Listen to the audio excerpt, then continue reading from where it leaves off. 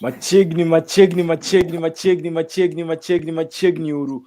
Mae en Onagi gi Twak Makende. Twak makelo dongruok mar Onagi kokelu kod an aboksan aila koya dala ma Netherlands kod asembo pacho kantiere e gwenge mag Canada. Mae en Onagi gi dongruok kuom jogo man Belgium, kuom jogo man Germany, kuom jogo man UK, kuom jogo man Spain, kuom jogo man Italy, kuom jogo man Canada, to kod jogo man Netherlands. Wan ka un kucho. Karibuni sana. Kawuono wan gi welo, ne wan kod gi juma mokalo to nok wang'eyo gima pachgi paro, but kawuono nyoro ne waneno pachgi, but giwacho ni pod nitie mang'eny ma pod wakia. Kawuono wan kodgi ka, to mae twak mokelnu kod chuny achiel koya e diaspora Onagi TV. Karibu sana. Karibu Asebo pacho. Erokamano jowinjo wa kuonde moro amora muntiere kata muneno wantie. Wabiro kendo kawuono mondo watwag nyoche wan gi yudhe moko ka to kara magi ne gin yudhe mopogore. Koro kawuono wan kod gi studio ka mondo gimiwa ler margi maber, gikonwa ni kara gin joma nadi to girie kure gimako wang'wa bende ok ni wang'eyo gimoro aila ni kara nwaos joma galagala.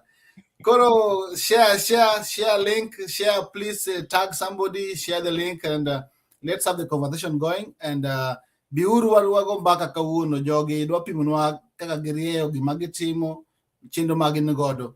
Wachaka kachiel apana Sam ne joma ne nitie noneno gi, but joma ne donjo kawuono nyaka ng'e gini gi janadi. Koro wachako mana malo ka jogi bro fulore to waendelea kamano tu. Wachako kwa malo kanyo wan gi Fred Makajos.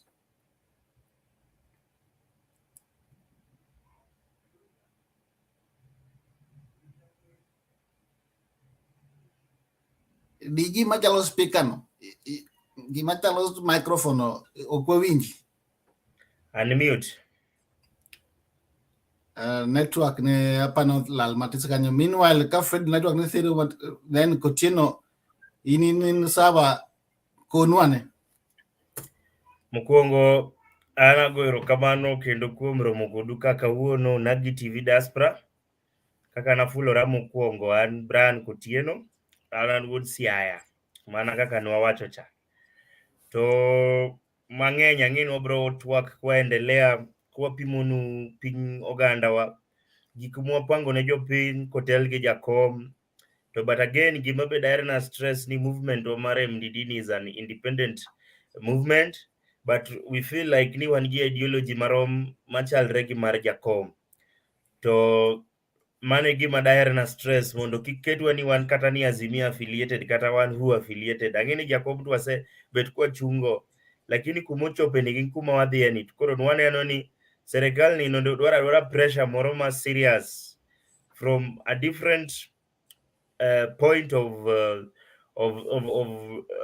movement kaka mwan goni kotelne gi Fred Makajos mabero go sedugo kanyo no.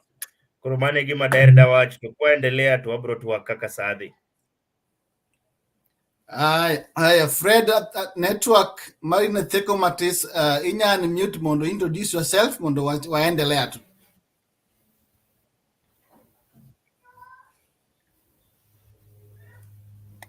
Asemo oka winji maber ing'adri, oka ng'eni jogi osechako interfere gi network mara koso gipango koda nang'o. To kata kamano aparo ni chenro moro amora kochakore to ji chako gi ng'eruok. Ato kaka isewinjo na an Fred Makajos, to gisani wantiere gi movement miluongo ni Movement for the Defense of Democracy. An nanyiso ni chon kane pok achopo kama antiere ne an jatend nyithindo e mbalariany mabede kuom higni 2. Katieko kanyo tadonjo oko kawuok to makoro weche mag siasa maka gi kaende asebedo obedo involved actively e siasa wa ma Kenya kaendi. To bende asebedo community mobilizer for duration mowinjore. Kaeto gisani koro wadhi mbele gi wach ni kaluwore gi gik matimore sani e pinywa ma Kenya kaende, nikech waneno ka ok gin gik makare manyaka wawuogi ma wane kaka inyalo lok gik moko to gi kaka inyal tim gik moko e yo makare. Koro an ago erokamano kuom luonga e bura ma twakwa masani ma kawuono ma wantiere godo ni, mondo watwage go Onagi manitie e Kenya ka, to gi man oko bende, to gi piny te bende winji, mondo ging'e gigo madhi mbele ei Kenya kawuono. Emomiyo kawuono ineno ka waloso ka ok wamor ahinya, wan gi kuyo kendo wan gi lit, to wageno ni chia ma wantiere go podhi miyo wadhi mbele ma ok wadhi dok chien. Erokamano. Kare kabisa, Fred, wago erokamano maru mayudo thuolo kendo makende mondo bi kawuono kendo wagoru kodwa mbaka kendo. But kawachaka chaka nitie video moro ka madwa ni mondo wate wane mondi ekwa bi e twak. Video mar Gaucho. Boxan? Oh yeah, pod jofwambo oronago. Okay. Meanwhile, kapoko chopo. An gi moro ka. Okay, man ready no. Mimi nauliza nyinyi, si nyinyi mnalipa ushuru? Si ukienda kununua kimbo unalipa ushuru? Si ukienda kununua mkate unalipa ushuru? Mnataka wale wadosi wakose kulipa ushuru? Watu wawache nani? Tunaelewana? Ndio mimi nimesema Kenya sio animal farm. Kenya ni nchi, sisi wote tuko sawa mbele ya katiba na sheria. Si ni kweli? Na mimi nafurahi kwamba sasa Wakenya wote wamekubaliana hakuna mambo ya waiver ya tax. Kila mtu awe mrefu mfupi, awe tajiri maskini, awe anajulikana hajulikani, awe mweupe mwembamba, kila mtu atalipa ushuru kwa Kenya yetu. Ama mnasemaje? Si kila mtu alipe? Kwa sababu nchi yetu karibu inazama kwa mambo ya madeni, na hiyo madeni itaumiza nchi yetu, na dawa ya deni ni sisi wenyewe kulipa ushuru. Ndio tuendeshe serikali yetu kwa ushuru ya taifa letu la Kenya, sio kwa madeni ya watu wengine ambao kesho watahangaisha uchumi wetu. Tumekubaliana? Tuko pamoja hapo? Lakini mimi nafurahi sana hata wale wadosi wamekubali ya kwamba ushuru watalipa. Hiyo maneno mzuri kabisa.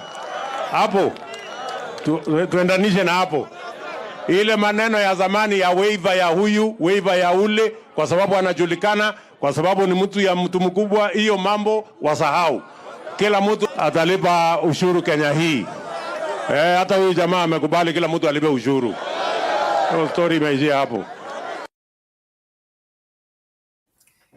Mano Ker Masani yoko ni kila mtu alipe ushuru. Ayie kode, kenda supporte.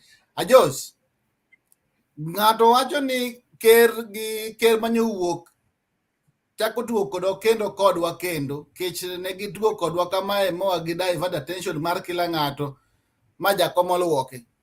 Dibed ni jogi kendo chako kendo manyien, gichako kendo tuo kodwa wach mar ushuru ni, koro gilawre kendo kendgi. Dibed ni jogi tuo kodwa, koso en mana ni ochunga die ni kila ng'ato nyaka chul ushuru. Fred? Erokamano Asembo.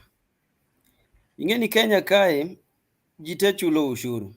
Wan wachulo ushuru kawuono, kata inyiewo mana maembe bath ndara tichulo ushuru. Emomiyo ineno ka bech gik moko te omedre e Kenya ka kawuono. To gimane ker temo wacho seche mane en kono no, aparo ni no respond ne gima Mama Ngina nowacho nyocha. Nikech Mama Ngina nowacho ni kiparo ni ok achul ushuru to kare bi kaw giga iuswa mondo une ma ok achulo go mondo uchulgo. Mama Ngina bende wacho ni ng'ata ng'ata chulo ushuru, en bende ochulo ushuru. Nikech en jukumu mar Jakenya mora mora mondo ji ochul ushuru. Ushuru emigero godo piny. The revenue marwa mane gima konyowa e piny. Kopogore gi the loans ma wanyalo kwayo oko, to gi grants bende ma wanyalo yudo kaka Kenya. To ing'eni seche ma gigi bende timore, to nyalo bedo ni siasa moro bende nitiere hiye matin.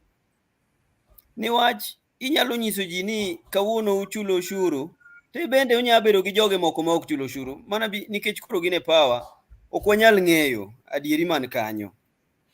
To kowacho adieri ni ji mondo ochul ushuru, to bende owuoge oko mondo wang'e ni en to osechulo adi, gwende mouso ka gimarom nade. Bende nowacho ni en chicken seller. Gwendego ushuru gi bende osekaw moter ka KRA kacha cha, mowach ni en bende ochoko ushuru marom kama, nikech embe wacho ni en gi gwen to en gi gik mamoko bende motimo. Bende dako, you as a leader you must show an example. Oloibe iwach ni kawuono ase file returns maker, kendo kama kaka na a file gi sectors gate ma atime ginene, ma atime ohala, nikech wang'eyo kata donge nyaka go tende moko, nyaka hotel moro manonege nyithindo kidwa ger ei ginene cha, kidwa ger ginene Lang'ata Road primary cha, donge nonege nyithindo kanyo, dong mano tende kuonde go bonego chaki mondo wach ni an bende ne wayudo pesa, ne wayudo 10 million this month, to mai pesa ma wabende waduoko kaka ushuru kacha. He has to show an example as a national leader. To kendo wacho ushuru ni okonego bed politicized. Ka in a good head of state, to kirit ni kiwuok e kanisa ka in rally, iluongo kamkunji ni moro machalo rally ni moro matin, nikech ing'e ni ker masani bende oketo waka gima en ok ochal president, ochalo ng'ama pod campaign, nikech ineno kochung' e bath ndara to wacho ni onego tim kama. Everything is being done by a policy and regulations. Onego dhi to odhi e mbele state house gacha seche mosomo komiyo ji gik mane promise ji na 100 days, to wacho ni abende na promise ji na 100 days mage to magi asetimonu kama. To mak mana mar ushuru ni bende lit na kabisa, nikech ng'ane ok chule. He has never come out to say ni Onyango and Njoroge and ok chul. As a head of state, you are privy to all the intelligence briefings and reports. Wuogo kotinyiswa ni Fred Makajos ok chulo ushuru, Ora Sembo ok chulo ushuru e gigege manitiere Kenya ka. But in kiwacho ni lazima kila Mkenya lipe ushuru, ng'ama ok ochulo to ng'ama ochulo. In fact, en kaka head of state manitiere gi gimoro amora, sani onego ng'iswa ni ng'ane gi ng'ane ok ochulo, to ng'ane gi ng'ane to chulo. To ne uneno seche mane wan e rally Kibira, ne uneno gimoro ne jakomo wacho an exemption manitimo in succession and inheritance, ka bani oweyo ni kata mwandu moro, to gigi te en as the head of state magi gik mong'eyo. He has to come out and say all those things are now abolished, kendo wadwa chako ringo kama. Ang'o momiyo ok otim? Matiende ni ng'ani pod wuondo mana japiny. To ka in head of state ok ber kiwuondo japiny kata dichiel, ber kibiro with facts. Tiwacho ni ma kama, to ma ok timre kama. To seche ma ibende iwuoyo mana ka eni common mwananchi, the hoi polloi manitiere by the roadside, ma bende onego yud facts from in, koro pogi gi japiny no onge pogruok kanyo, uchalru to uromru. Aparo ni mane gima dawach matin e wigina. Otieno. Koro Jakomo so otwak maber sana, but basically gima dawach e video mar Ruto no gi based on the ideology ma MDD ntiere go. Eni ingeni tax en gima nyaka dhano chul, lakini tax ok onego bed ni itiyo go as a tool to weaponize, itiyo go to frustrate. Nikech at the end of the day, you know, a country can never succeed when it forces its citizen. Mano kaka ja kizungu neno. Mbi wacho ni ati kaka Kenya ka okwanya succeed by forcing by chuno jopiny mondo ochul taxes. So this thing Kiswahili wacho ni kapo ni ntiere those big animals magore, iwacho gani nyasi umia. Koro I feel that there's a malice, nikech Senator Cherargei no the more introduce a bill ma wacho ni ati ng'ata ma nigi estate kata nigi law, to kapo ni janyuol ni otho to you want to inherit that land, everyone will have to pay taxes. You know, they are using the Kenyatas to create public sympathy.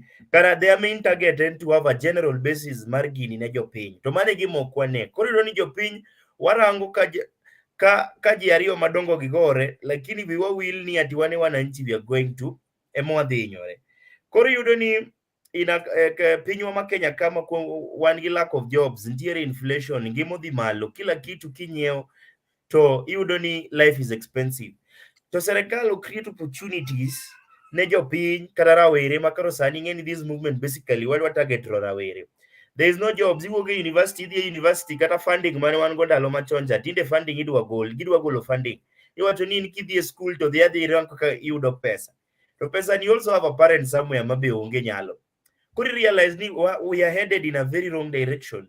Mako kwa yudo a movement mar jowere chakre chon mane wan go since kisomo history maber from the days of Fidel Castro gini kata kirango the youth wing mar the South African ANC party. I realize ni magi gik manochako chon to kaponi youth oling which we are the larger population to waneno ka wuod sugoi ni bro dhi marach. Ochunge wi gari kongiso ji ni jogo yie chulo ushuru to but in the assembly ka oseoro joge ni dhiuru introduce ushuru no mondo jopiny te ochul. Watia gi ng'acha mondo jopiny odhiadhia kapake ni adini tiyo tich maber joka Kenyatta nigi lo karawane mwahinyore. To some of these things then gin gik moko mane no dima ongiswa chon gi Uhuru notiyo gi ng'ani for 5 years to he knew the kind of person he is. To biro irwa jopiny ongiswa jopiny ma ng'ama setiyo go to kokwongo tiyo kode ng'ani ni chando asla narrative nyocha ekuru okot joma ne dhi to pingo wa mayanyo wa seriously kaka wacho ni jaduong' masani strong luongo rally pile ma kwa tiga by the time mwatieko all these rallies to this guy pressure mobro bedo go. Our main aim mar MDD basically and to address issues in a way moro mani we have right channels mar addressing issues kaka taxes. To mama ngina no dhi wacho ni anyocha muchung wacho ni isiki politicize gini tine serikali to ine mi control this government. Okidhi e court ti kompela kaponi court oyudani poka chulo ushuru ta chulo ushuru. To wach moro misiko iwuoka ni ani dwa dhaw kod idwa luongo nyinga ni. That we are beyond that. Kore realize ni en gima magi joma are not ready to help jopiny. So for them mondo gikony jopiny we have to put them on check. To putting them on check is to gik minono mwatimo gi mondo ging'eni kata kaponi gitimo gik magitimo mofuogo. To led by Jacom, nkech wan wawacho ni we are independent but Jacom we are supporting ideologies mar Jacom, led by Jacom himself. To wawacho ni ati one for us joman gi families, some of us most of these things mwatimo we are doing them for the betterment manyethiwa. Koro kaponi will die in the struggle to that is fine, but at least we must be counted so that we can put this government on check and so that this government can know very well need youths are not quiet. To ka kigeno kwa link kama to ni onge gima watimo to these people bro nyonowa to ka ginyonowa jokama to wan waring kwa manyo visa wadwa ringo Netherlands gi Canada jokama okunya accommodate watero ru kamano. Ajosa winji maler kabisa. To nitiere wabunge moko manye wacho ni jogi di bedi that luoko wa dwa timo kino distract movement mar Jacom kendo ni jogi ong'ere kech king'iyo maber adier to sirikal manye Ruto chakoni ne ker manye wuok cha ne chairman mar peacekeeping manye dhi Congo to en ng'ama inyawacho ni nokwongo puodhi gi Ruto mondo dhi oti oendelea gi tijno as much as ne yie kuno Ruto no support mondo endelea gi tijno. Depende jogi temo tuo kodwa kendo kaka ne gituo kodwa between 2021 koso mato mana wang'eyo mopogore. Koso nitiere jogo kwinjre koso enena ni jogo kwinjre to ng'ano wuok mba kodgi.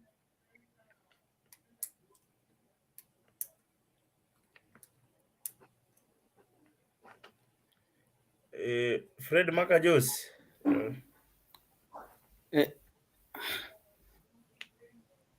Asembo awinji ting'adri akia ni ane ma network na rach koso joma moko ni mana kare. Asembo winjo king'adori but Okay. it's okay.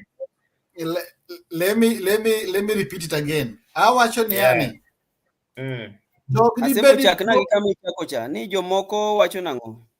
Jomoko wacho ni jogi tuo kod pachwa. Wach mar tax ni en mana mar mondo gi divert attention mar Jacom. Gigol ji wach mar Jacom ni. Kech king'iyo maber to ker manyo wuok cha nye ker masani no support mondo endelea gi tich mar peacekeeping e Congo. mane ng'an mane okwongo ndiko tich, mane okwongo miyo kaka gimondiko tich mokwongo. Dibende gitiyo kod pachwa, gitimo distraction, koso jogi ok winjre, giwuok gin joma ok winjre to ng'ano wuok kodgi pa.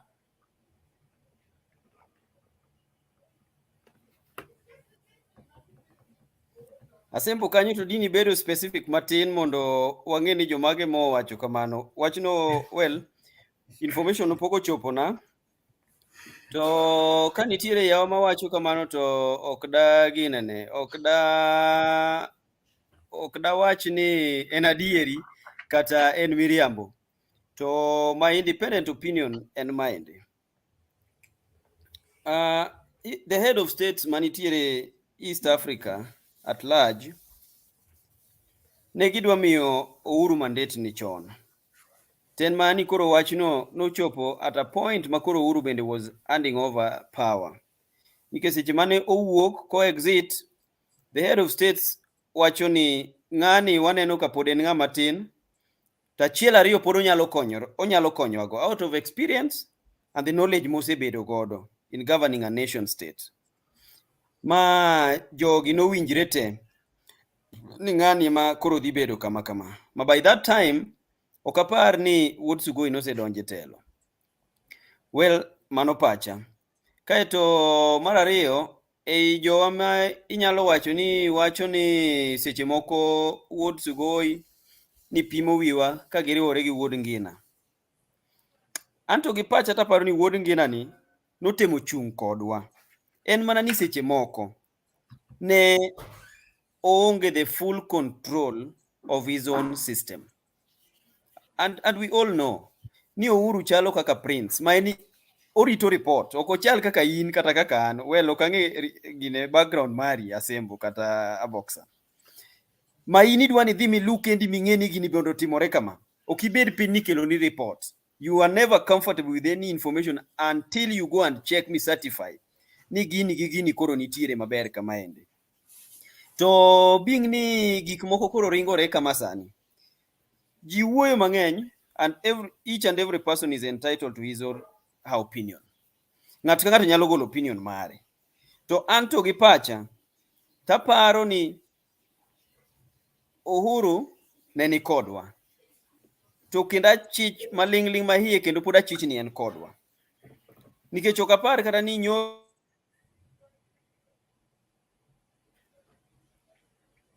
ng'ani seche mane wan kucho winjo ka joma mathoth pod ne wacho ni weri gi Uhuru, wek mae security mage, wek chando Mama Ngina, nikech bende en mana kama respect kaka the former first ladies bedo respected. Ma I think some of the leaders alluded to the fact that ni kata kidhi mana Tanganyika kaende, Tanzania ka, Maria ma en chi Nyerere pod obedo kawuono. Kidhi Zambia kucho tiyudo ka Gracia Machel bende mane chi jaod samo. Yeah, jogo mamanyo makajosi hawa. Samugone simu to interfere kod live stream mare. Koro meanwhile Kotieno, you are he'll be back. Koro andera wach gimoro. Ng'eni ng'ato is entitled to freedom of expression, opinion, whatever say, but daer na wache gimoro ewi wach mar Uhuru tugo kodwa no. Joka maing'eni wan oganda maluo siasa wa wasebedo gi siasa of deceit since since independence. Nwayud independence ma Kenya ka. Mano ka Kenyatta obagni gi Jaramogi. Coming down the line, Tom Mboya otho, Robert Ouko otho, 202 Kibaki oluoko wa 207. Kamano, so it has always been a politics of deceit. So in any due to that, Pokwa never come to a point moroma. The only thing manyalo golo cast is a day moroma waneni maybe Raila kaponi dobe do president Uhuru tingo lwete. To mane maparo ni joluo nenyalo iye ni karangani nen kodwa. But joka ma Ruto se donje telo. Gik matimore gi ok gin gik moko makata di par ni ng'ato dwaro go side shows.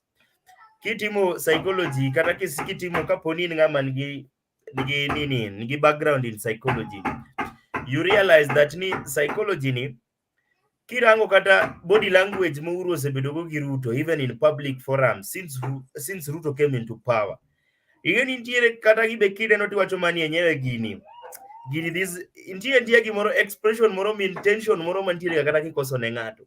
So some of these things kirango up to this point ma it is authenticated okata ni ng'ato sebiro mopingo. There's nothing maparo ni Uhuru wants from Raila mapoko yudo because he has served for a two-term president and he has served his own agendas mutieko. So why is it Nikoro ni at this point Demakoro actually enemy go any other person?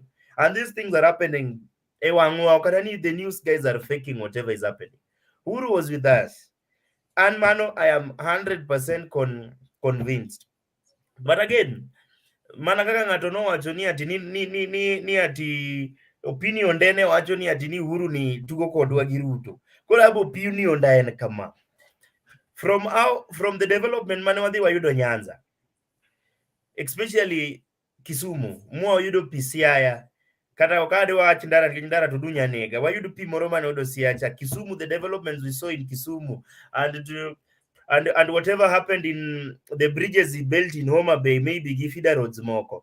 Me, I can authentically say that Ni Uhuru was with us. And it is not once or twice that kind of frustration. When Kibaki nenginusu mkate Raila, there's no day Mane Kibaki no support Raila, but you realize being that he no support Uhuru, it is not public. The best female support going at any lane. Matumi, I feel like Nikat Uhuru coming out to support Raila was a problem. The best Uhuru have done was just to keep quiet.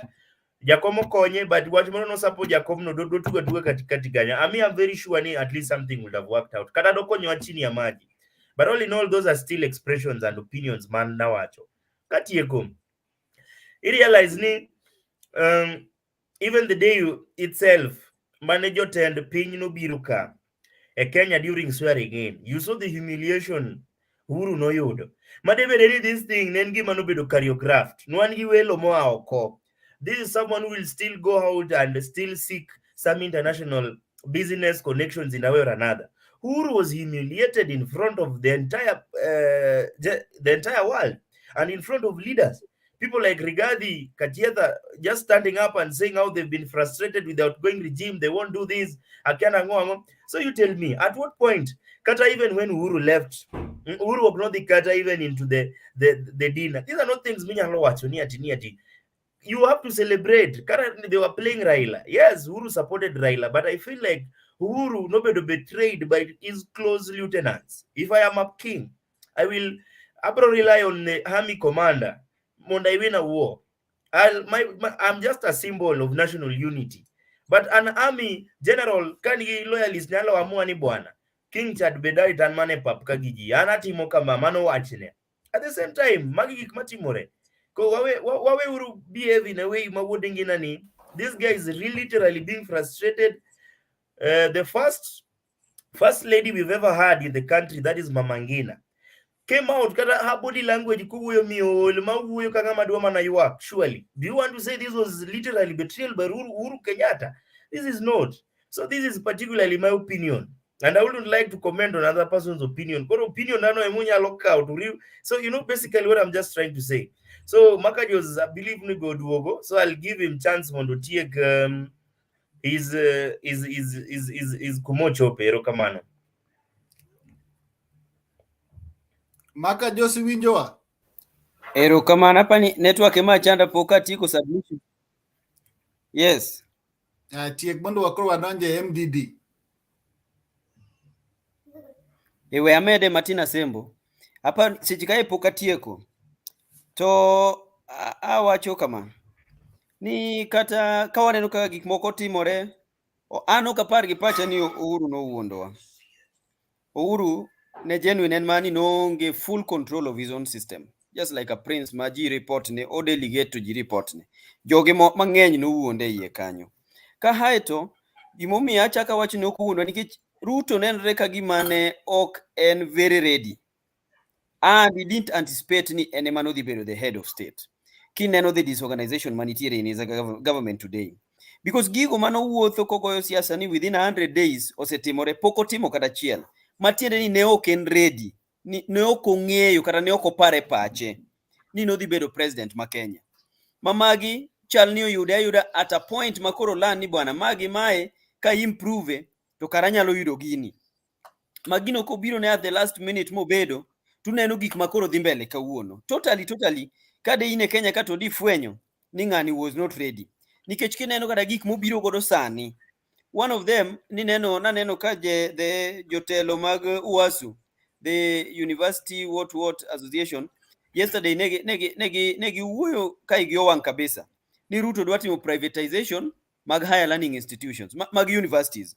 To seche midwa tim gik ma kamae privatization of an institution, ni biro yud companies moko oko manyalo biro minyalo usnegi. To kembe ma oko gi be inyalo yudo mana ni en kambi ma ja Kenya, kata mana Ruto owuon ema koro tero wuondre ni ne en kambi ma oko to biro to kawo that institution. Mana kaka gidwa timo ni we want to go the privatization way. Mane kata kaka itimo e kembe mathurwa ka, ibiro yudo kiwuondruok ni bwana gini dwa collapse, gini dwa gore piny, koro nyaka watim privatization. But in the other hand, ng'amidwa timne privatization en mana ng'ama is very powerful in the government of the day.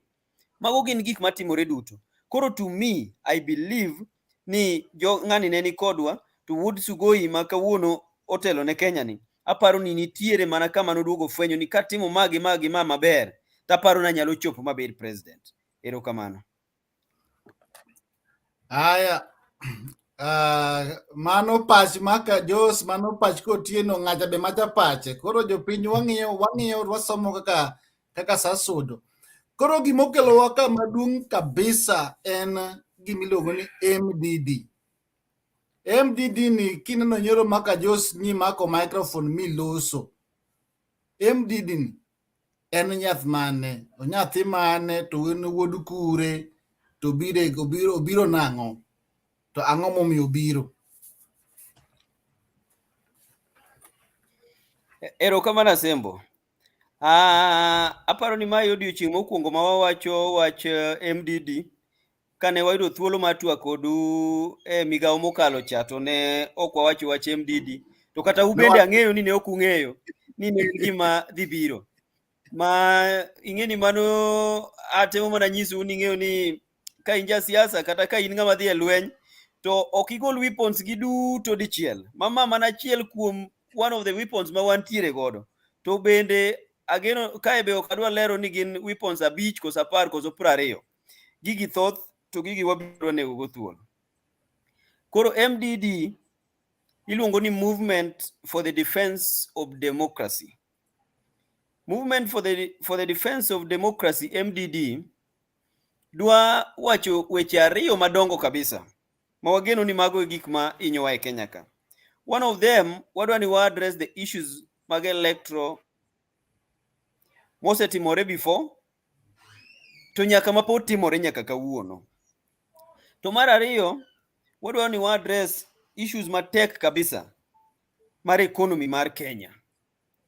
Because kawuono wan e piny ma ji, even the basic goods and commodities, ji ok nyal afford. Gigi ok yudre literally.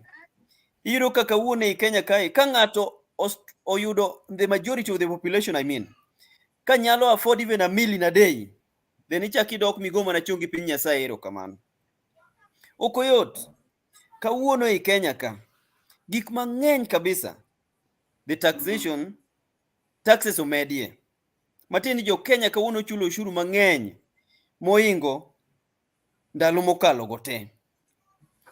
Ing'eni kawuono wadoge matindo mar very basic. Kawuono kinyiewo kata mana tokens mag stima, kichulo kata mar 100 kende, to kelo ni 2 kata 3 ka ng'eny. Mano ok inyal tiyo godo odiochieng' achiel, to bende you are still not very sure ni inyalo yudo 100 no kendo michaki nyiewo godo moro kiny. Matieni kiny there is a possibility ni dhi nindo mudho. Kawuono Kenya ka, kidhi kata ni nyiewo mana chak e duka, an kata chak tinde ok amadhi nikech ok wanyal afford it anymore. Iwinjo? Iro ka biro siling 60 gadi. Ema miu example mo ni kidhi kata ni dhi nyiewo mana maembe oko ka, you can't afford in Kenya today. Ok inyal nyiewo. Matiende ni kata mana jowo mang'eny biro bedo ni ok inyal kata chamo kata fruit maybe mana kidhi dala we yiendi moro mani pidho chon ma bende ka maembe no poko chiek to there is possibility ni biro tho ka ok ichame. Winjo, mago gin gik maricho manitiere e Kenya kaka kawuono. Koro the life mara common man in Kenya is today very hectic. Ji winjo matek kabisa ei Kenya ka. Nyithindo ne dhi e school. Form 1 nochako report kawuono mane dhi bedo admitted. Iyudo ka gidhi gi school fees mang'eny. Kibaki nokelo gimoro in 202 ni free basic primary education. Mano gima ka e Kenya ka. Wini kano donje telo to ketho gino.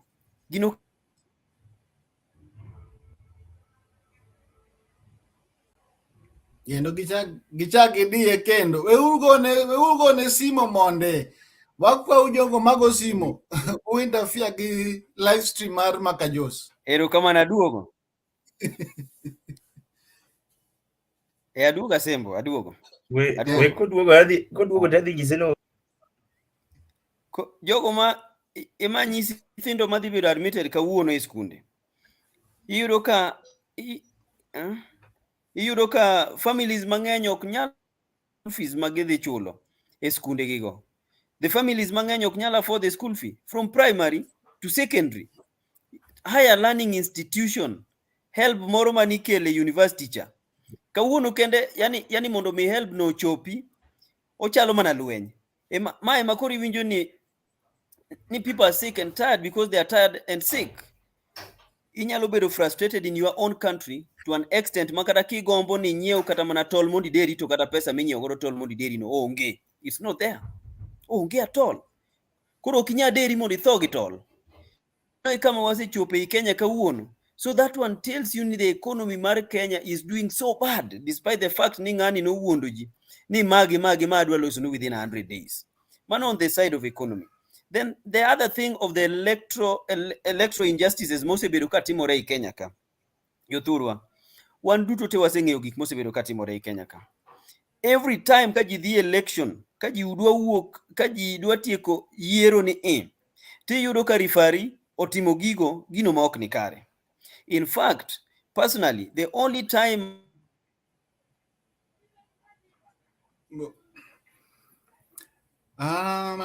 Kotieno, since Imbe Ija MD, meanwhile you can carry on and you are following up the statement mare Fred nitire electoral injustices. Inya endelea ikanyo.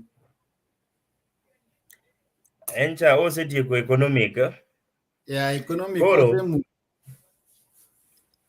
Koro basically an under MDD ane in charge of logistics planning and coordination. Ma president and Fred Makajos mina no. Koro our main focus mane omiyo wawuogo oko kae. It's not like even okay.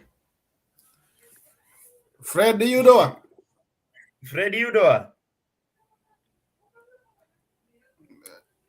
Unmute. Yeah, ayudo. Then you can finish. Then I summarize them. Yeah. No problem. Yeah, apparently the other side of economy I say wacho. Then the other one, the first one, mind the electoral injustices. Kama. Ni the only election that I believe ni not Morema Bear in 1997 in Kenya. We went the IPPG way. All the political parties nekelo representatives magi. Kawuono, then wadu wabedo gi ECK. Wadu to ten wang'eyo gima notimore in 2007 in Kenya when Kivuitu was the chair of the ECK. Kanotimore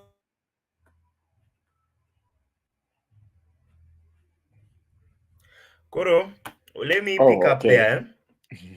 Electoral injustice basically, Irangoni, we should not be in a position whereby you go to an election and you know very well if you have money, you'll win. If you don't have money, then pinje maoko.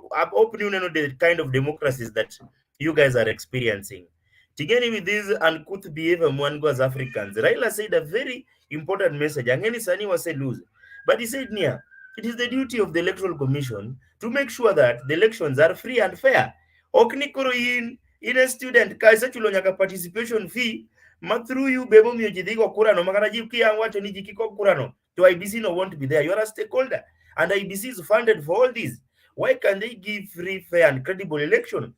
Mondongama Wukal Gonga can be sure of becoming president one day by just coming out as Martin Luther King Jr., like Nelson Mandela, and maybe Thomas Sankara, and their votes are counted. So Gimoroni Atini in Wokoko, so you want because you have money, you can buy yourself out, you buy the commission, and at the end of the day, you be announced the winner. It seems like Nijo Modong are going to be frustrated. Itio Gipesa probably man in Rambe. Someone to even has a backup financial manpower. Yet you as an IBC, you come out, you have an election that cannot be verified. To be able to put server, you are still adamant. A free and fair election, go easily go and open this, give me this and trace. I can trace where my vote went to and the point Manodi Ochopo to be counted. These are things more feel like if you don't address now, it's not a matter of need, this is the norm. We should get out from the norm. We should be the pesetas. Mondo ching moro no watch ni Kenya not imokama. Kenya not imokama. Sani we have the best constitution in Kenya, 2010 constitution. But these guys were even the current regime no pingo. This constitution masani no gi enjoying. The clueless regime and a very categorical. To sani kitiyogo kagi wacho ni mane makoro gidwaro gidhi defend. Yet during this constitution, they were not even part and parcel of it. Tuan Katieko, I was just imagining a scenario, Moromani, we will not be having devolution.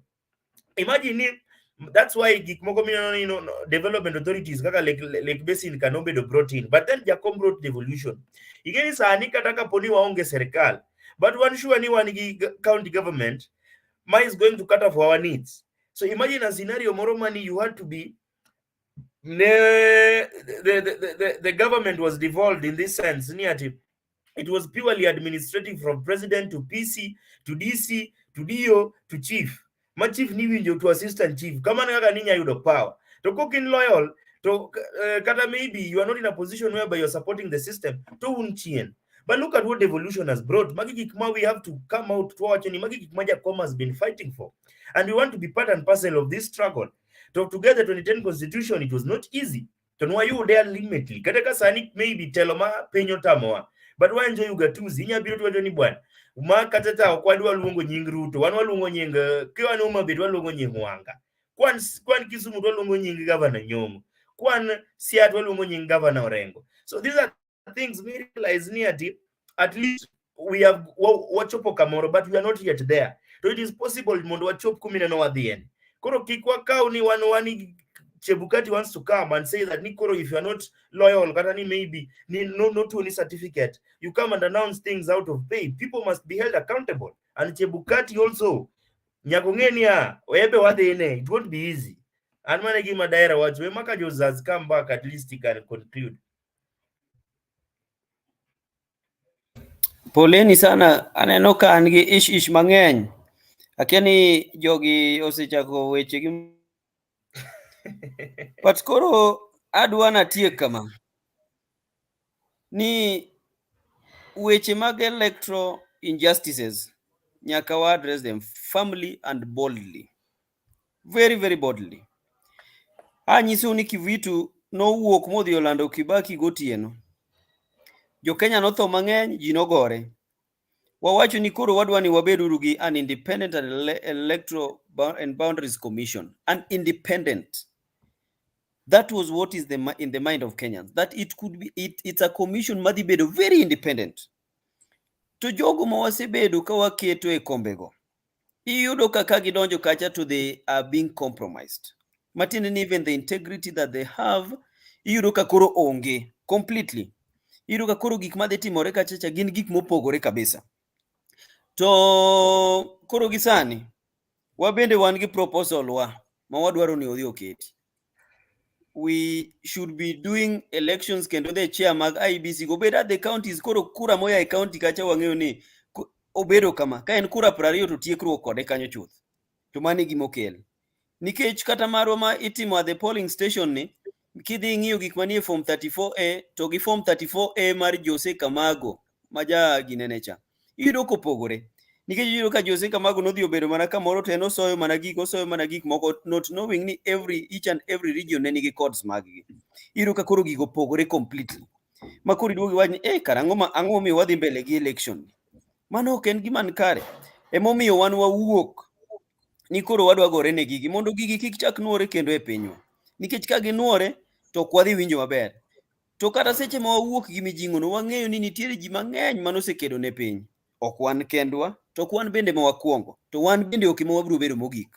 Nitiere joma osekedo ne piny bende, there are some they achieved during their times, nitiere moko ma bende they didn't achieve, but wang'eyo maber ni in a struggle nitiere jogo matho to gi jogo mabedo mangima. Koro joma ne bed mangima ne enjoy the fruits manitie, to joma ne tho bende ne tho mondo kata ka githo to ka gichopo kuyo to ginyiso Nyasaye ni watho nikech joka notimo kama to gine ma ginegowa. Ingeni mano is a conversation makata ka un kodo gi Nyasaye to at least inya winji ni ma emomiyo negi. Modho ng'ama notho athoya ka en okwalo mana ji. Koro mago gik ma ok wadwa ni wawinji, emomiyo wan wadwa ni wadhi mbele with this struggle. Kendo kaka osechakore kawuono ni, ageno gi chunya mahiye Nyasaye achiel ni gini ok dhi dok chien. To udhi neno gik moko bende madwa dhi timore mbele madongo kama kaka nuneno mar MDD ni. Ne watimo launch mapek to mapod biro ka ema koro pek kata moingo mosetimore chien. Koro mane kaka wan wadwa dhi mbele sana. Erokamano. Maka just wawinji maber kabisa. MDD ochung kar kende, gin part of Azimio. Adwa ni mondo wane video moro ka mondo koro wabi e penye machiel mada penju kaka jo MDD. Aboxan.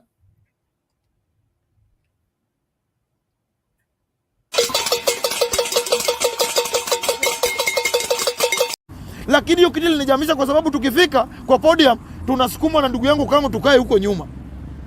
Eti watu wamekuja na komba tuwakae mbele. Unaona? So hizo ndio utapeli ambayo mimi siwezi kubali. Na Raila Odinga si mbaya. Na mimi naambia baba, Raila Odinga, iko watu uko nao ambayo wanakunyonya. Hao watu wajitaka kuwa president, hawana haja ukuwe president, au kasi yao ni wafanye watengeneze lobby group. Jua ya kwamba wako na wazungu Black Africans ambayo Waluya, Wakisii, Wajaluo wale wanapenda Raila Odinga wako nje. Wanaweza wafund na pesa. Hizo ndio vitu wanataka. Na wengi wao wanafanya bado na government. So mimi nasema na narudia, baba Raila Odinga ni mtu mzuri. Na naambia vijana kutoka ghetto, hii vita si yangu, hii vita si vita ya Raila Odinga, ni vita yetu. Na mimi naambia vijana, mkikubali eti kikundi itaki kuzeeka, eti yao hii kampi ya Raila Odinga ndio watu wazeeki. Aka just okiwinjo video no wa play kendo. Maka just okiwinjo video no. Kech gini mieno. Maka just okane video no. Okanene. Okay, let's play it one more. Aboxan. Asemba awinji tingadri to video no kaneno. Jogitimo ne maka just gicha. Lakini hiyo kitu linijamisha kwa sababu tukifika kwa podium tunasukuma na ndugu yangu kama tukae huko nyuma. Eti watu wamekuja na komba tuwakae mbele. Unaona? So hizo ndio utapeli ambayo mimi siwezi kubali. Na Raila Odinga si mbaya. Na mimi naambia baba, Raila Odinga, iko watu uko nao ambayo wanakunyonya. Hao watu wajitaka kuwa president, hawana haja ukuwe president, au kasi yao ni wafanye watengeneze lobby group. Jua ya kwamba wako na wazungu Black Africans ambayo Waluya, Wakisii, Wajaluo wale wanapenda Raila Odinga wako nje. Wanaweza wafund na pesa. Hizo ndio vitu wanataka. Na wengi wao wanafanya bado na government. Unaona? So mimi nasema na narudia, baba Raila Odinga ni mtu mzuri. Na naambia vijana kutoka ghetto, hii vita si yangu, hii vita si vita ya Raila Odinga, ni vita yetu. Na mimi naambia vijana, mkikubali eti kikundi itaki kuzeeka, eti yao hii kampi ya Raila Odinga ndio watu wazeeki.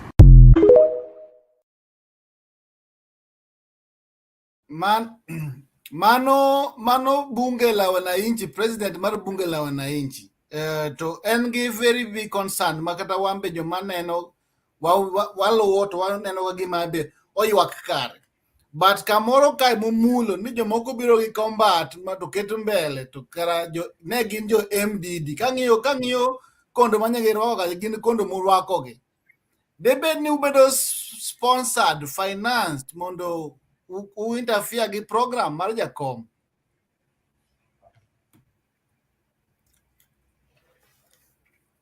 Makajos, comment Komondi before I do koso. Utino we aduok gini ende. Ero kamano Asembo. Ingeni wan wase bede gini. Aparo ni ndalo moromo. To wan ne ok wachako ringo gi jakom nyoro. Tiwinjo ok apar ni osiepwa no address wa nikech kowacho ni joma nie tie Raila Odinga wazeeki. Jothuru wan kata kuneno ika ni yawa. Jomuti. Nazeeka ya tinde jo higa. Amulo kar combat. Owacho jo combat. Onoro combat. Onge gindo MBD. Omulo kar combat. Exactly. To an nanyiso diere mane an e mbalariany. Nitiere chieng' moro mane omaka motera e od ang'enge. To chieng' mane omaka motera e od ang'enge no nyithinde manoduogo koko mogola. To chieng' mane maka no ne wadagi weche mag elections maricho e Kenya. Kopika iye.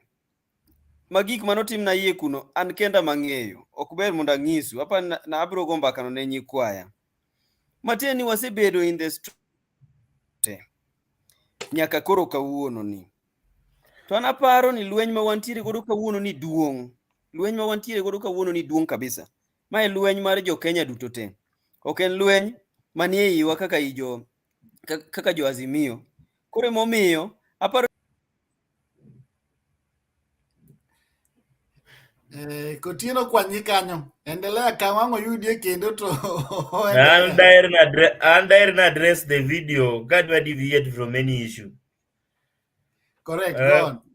Ntiere gik moko maybe ga ucho wacho ma I will also not dispel kata a contradict gik moko ga jodongo momako tie jakom.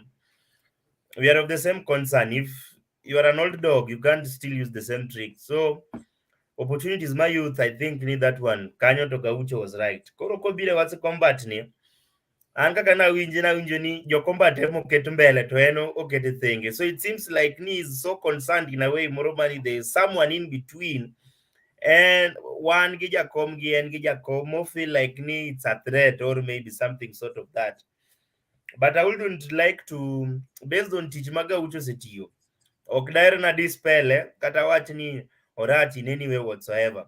But ingeni magilonga ni sort of sibling rivalry samoro. But ingeni samuchako gimoro to maybe someone also has to keto concern ne koneno kudonje dhode. But wando onge dhot gaucho mwanyono kata matin. Kwanza luongore ni president of ghetto. Waningeni one president ma jite. From young professionals, from your students manjire mbalariany, nyaka jo upper class ghetto kende, and the whole country as large. Iwinjo. Bunge la wananchi actually is just centered in Nairobi itself. Koran for me, I will just to address that particular part of it. Mondo kikobed so petty and personal. Party itself no bema no nomination and so on. So okdwaerni we drag the party or anything sort of it because we are not members of the party and we are not associated with Azimio. Mano daer na bed very categorical. Koro kachopo kanyo taporo ni Jakom can finish on that. Because ando na address mana that video. Modo ngan kado kirwaro pinjo to anto pinjani what is MDD. I think is why we are here and why we are the people to watch. And mano madaer dawati. Thank you. Oh, okay, Kotieno ringo gini bolo gini Makajos. Akeni video Unmute. Kauno inadi. Jogo, are you sponsored? Mondi interfere with the program.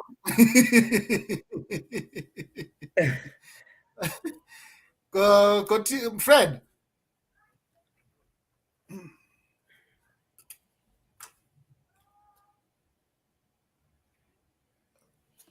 Apani jogi audio sim Makajos. Network Makajos unmute. Yeah, unmute. Ero kamano. Koro wachno na wacho. To kendo na wacho ni wan as the MDD, this is a movement for the willing. It is a movement for the willing. Kendo jogo manyalo neno ni wamakre kanyakla. Mondo wadhir agenda ni mbele. Gi agenda mar Kenya. Mane agenda maduong'. That is why we only want progressive thinkers and joma nyalo bedo in a progressive movement. To progressive movements, seche mochakgi, seche moko ginyalo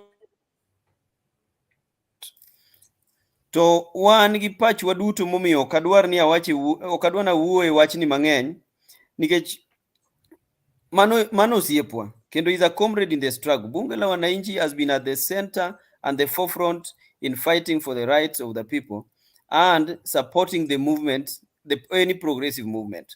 Koro an gima dawach kanyo en ma. Wadwa ng'iyo the bigger goal. Kendo gima wadwa give kaka jo Kenya. Wan jo Kenya wan duto te. Agenda maduong' sani en ni ngima mar dhano tek.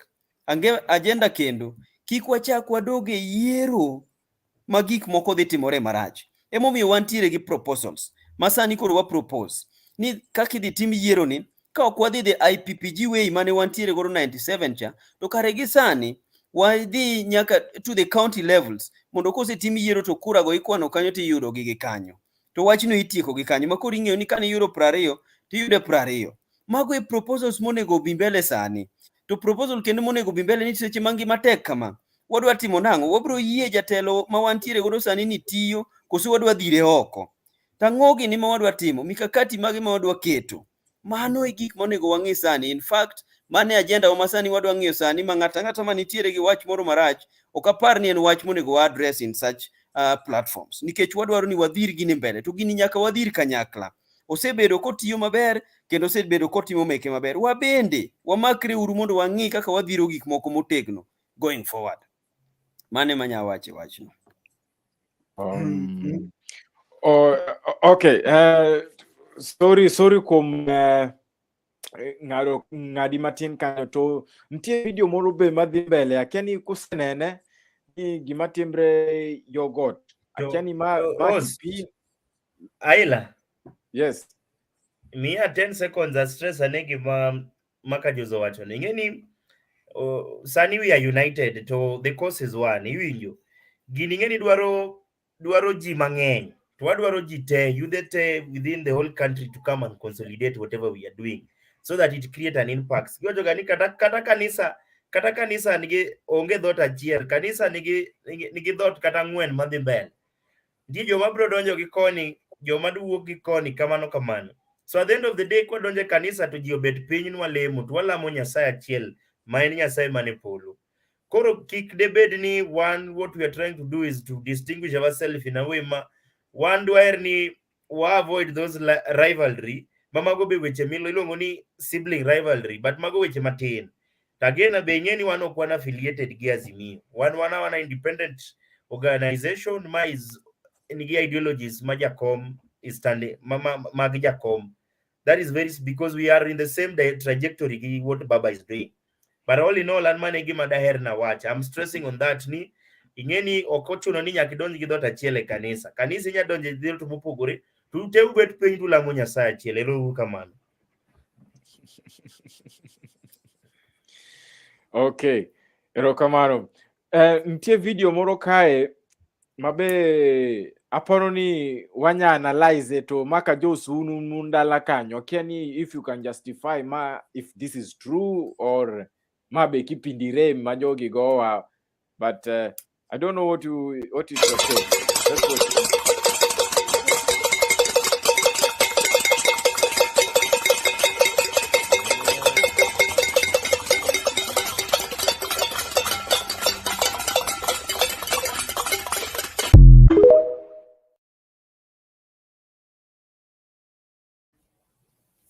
Mano Jeremiah Kioni, mheshimiwa former MP, en koro biro gi sufuria wacho kech ng'eny dala, gin be kejni kayogi.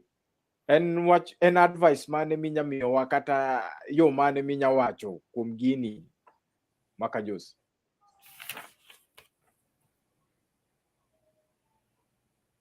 Again, this is a collective responsibility. It is a collective responsibility. Nikech kech kayo jite. To ingeni wan kaka joluo pok wabedo ga e sirikal. Ka koro jomo osebedo e sirikal emineno ka koro wuok oko gi sufria goyo.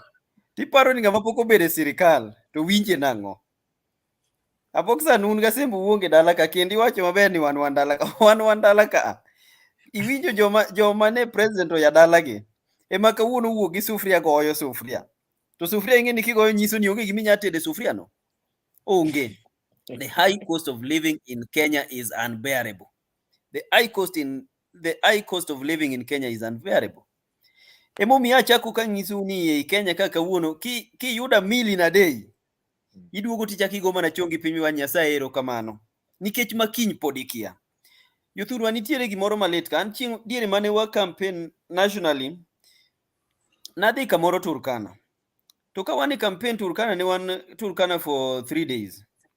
To seche mane wantiere Turkana no aparo ni the climate chieng' marwa ne rieny Nairobi aparo ne en around 29 to kadhi kucho to ne en 41 degrees Celsius. Mane kama ne chieng' nitie matiende orieny kabisa. Ta arodo gi jaduong' moro to jaduong' moro penja ni yawa ubiro campaign to un jomage ta lero ne joma wan. To kaselero ne joma wan to wacho ni to bende sirikal manyien ma ubiro loso no bo biro konyowa kosembe ubiro hinyowa kaka mamoko kosehinyowa nikech kata kan kawuono kaka iromo koda ni adhi manyo wuoda nodhi manyo pi nyocha pok oduogo. To nyoro gi nyocha to ne ok achiemo to kawuono to an gi hope nanyalo kata modhe pi mondo anindi. Imagine that is the state. O believe en gi hope ni at least pi modhi yudo kawuono gotieno no emodhi modho mondo nindi. Matiende ni after modho pi no kinyo kia gima dhi mbele. That is the situation we have in Kenya today. Okay. Nyime kuma wadhi ni makoro pod dhi bedo koridore kabisa. Nyime ka ema dhi bedo koridore kabisa nikech the basic commodities miyudo kata ni fuel nikech ing'e ni petrol emidhi omo godo gimora iketo go e gari idhi omo godo all the goods and services and commodities minyalo dwaro. To mago iyudo ka kawuono idho nikech the subsidy moro mane Uhuru oketo cha kawuono it is not there. The Kenya power bende the same. Matiende ni the basic commodities idho ma ng'ato ok nyal yudo. Ing'eyo ni kaka sani nyalo yudo ka last time nitiere kuonde mang'eny mane koth ne ok ochwe kabisa to mbolea bende ne ok yudo on time mibiro yudo ka ne ginene cham ne ok otimo maber. Matiende ni ok wanyal feed we didn't program so well to feed ourselves so well, and equally issues of food security ne ok wang'iyo maber as a country. To mano bende gik magi sani pod aneno ka ok ng'i maber gi sirikani. Matiende ni ji pod dhi hinyore kabisa. Kineno ka dhano wuok oko gi sufria, the following day bro neno ka dhano wuok oko gi sufria to goya sufria i Nairobi CBD ka onge gima biro dhi mbele. Ji biro go mana sufria nikech chiemo onge ma ji cham. Ji koro ringo mondo dhi nyaka State House mondo toknegi kata minya cham State House kanyo matin. Mane kama jo Kenya biro dhi kawuono kiny. Iwinjo wachno. Jo Kenya biro wuok oko to wacho ni wan onge chiemo ma wanyalo chamo ma uchamo kae mang'eny no ema upognwa wamede wadhi wacham. Yeah, because mano is equally going to be a war of class between the bourgeoisies and the proletariats. The proletariats will go on the streets to demand that they get their share in their plates. Mondo giting gidhi godo dala. Money, that is what is happening basically, because the high class has decided to still suppress the low class. The bourgeoisies are still suppressing the proletariats, and we can't be in that state comfortably. If we become comfortable, then even the history shall judge us unfairly. We can't take that trajectory. Okwabiye. Jibro wuok oko kar rombgi. Ma ng'amo ging'o negi e mbele gi mane gidi kata mendege. Mago ok gin gik makare. Ji winjo matek e Kenya ka. Ji ok winj maber. Uwinjo wachno. Nyaka wariwre uru kabisa. Kako ganda. Maka Jos. Mondo wang'i kaka wanyalo ng'iyo kaka wakelo waduoko gik moko mondo bed makare. Mano e gima timore. Erokamano. Ji bro wuok kuom rombgi. To Kutino wacho maber ni ka ji dhi e kanisa jomoko donjo gi koni, jomoko donjo gi dhot machien, to wadonjo warie mbele to walamo Nyasaye achiel. Kae dhawo mwagoyo kane wachako twak ikono maber ni wan gi central truth. And central truth man ka ni electoral injustices mosebedo ka timre kod ngima obedo matek. Magi gimomiyo MDD obiro matek. To kocha be kuneno ga ucho be ywak ni nitie jogo moloro Raila Odinga manyasa ni kanye ng'iyo gi nyoro nyegi kelo jogi ma gimbe gido ndimo koro one jogi gin gi kawo platform mana mar PR mondo ne gimbe gi wafuasi magi mobiro mokogi. Un kaka MDD uikoru machal nade ma ka jogo loko gini kar porojo un uikoru machal nade ma unyata amua ni koro kara jakom min koro ritwa kara obiro kawi kwa ketie kom. Uikru machal nade. Ka jo siasa kodhi waloko gicha porojo. Koro we awach matin ka maka jos poko reply ya. Ka 10 seconds to reply to video moro mwaneno kanyo no. Iwacho book moro manasomo. Akiani ene ko keshan chok sako kata manager like kineno ka ngama wiye rach be at some point koro chako ngama wiye ler to behave ga ngama koro wiye dwa biro marach, then it is not enough to say that ni ngano is a mad person. So I realize ni there's a lot of inflation in the country, a serious one. So from the high cost of electricity, gig engine mad drive economy, gik moko ka fuel sani law mana mia ariyo from 90 to 100 and something sort of that. But realize ni the previous regime we were not ready for this. Tegeni regime modonjo ni regime money, however much ni yes they're illegitimate regime, Gino no geno ni ginyalo yuda better regime than the previous regime. But apparently ni previous regime emodhi obedo maber moingo regime ni. So they're just trying to say that ni there is high cost of living, utingo sufuria, utingo san, kineno kanyo maber, enya gi kijiko. So you find that ni magi basic needs madhano monego bedni inyowa. To koro ka wan kudwa winjo wa to wan wabro koko gi gik muneno sufuria onge kata chiemo e onego bedni en gi chiemo. To unu neno watingo sufuria wabiro ga kwan gi sufuria nono. What does that show you? We can't even afford the food itself. Alafu koro abiro a second question mani penjo ni like a point moro mani koro we bedo infiltrated. One thing madaher na stress on ni at MDD only has one channel of command, and that one channel of command is within us. So within us we are very organized with structures.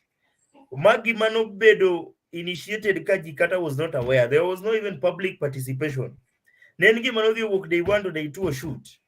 So after that, also bet up to date has been discussion in Twitter. Kata we have been even rendered illegal. Koro, this one shows you very well near. This is not something manual work need. There's public participation. Leaders are going to infiltrate and ride on. We have our own channel of command. So it is one. So that one channel of command is amongst ourselves. To one mwaji organize. To kwase organize kiwanto we come. What do I move from the whole region and the whole country? Kwa uriwo joge wa kwa wuto. So the direction is one, and electoral justice gi economic. At times mwangoni be we are trying to address. Mondo jogi be wapuonji gi kaka pinyo nego bedni ati iero to be kotamo bedo govern to be kotamo gi. To wabro dhi to the state house to wadhi to install jakom ok tek jo kama. Let me tell you the kind of atmosphere mantiere piny kasani. Kata joma nodhi ogone kura this regime, the few people mwang'eyo, this regime is a regime is illegitimate.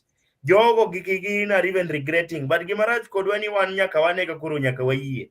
There's no one supporting this regime. On social media you've seen. Ongenga mose wuok oko kata ni wacho ni bwana. En kama. Maisha tek to sani, people just need a small spark so that we can stand out. Mondo watch ni kaka dwarore mondo jogi waduo on track. Koro anyone who is going to filtrate this thing. En ngama wan wambro rodho del, wabro duoke, oko bi duoko wa. We are so organized. We have a channel of communication. One very organized. There's no leader manyalo biro to infiltrate this organization. So this is an independent organization. Tangiso uni and we are not affiliated. But one thing we have, any ideology marja com, we are standing with that. Emomio bewo woto kata gijakom. Ero urukamano. Fred penjo Asembo kemede gimora chiel. Madam na koni munde yendelea. Kechi ni drop matin. Ada koni ni nte penjo mana kutino nedu wakoa about kaka MDA. Di bed ni ubro wayo gini kore MDD. Du bedu nyawe gini kore kai ke jo siasa manyo ringo weja komka. Sanu yuta kuduo kendo gi vikundi magi gise ko parade themselves kendo to before you know it gino war meaning no lal jike kamorie kaka MDD emomi endelea kro mane mada paro ni mondo Iwachie.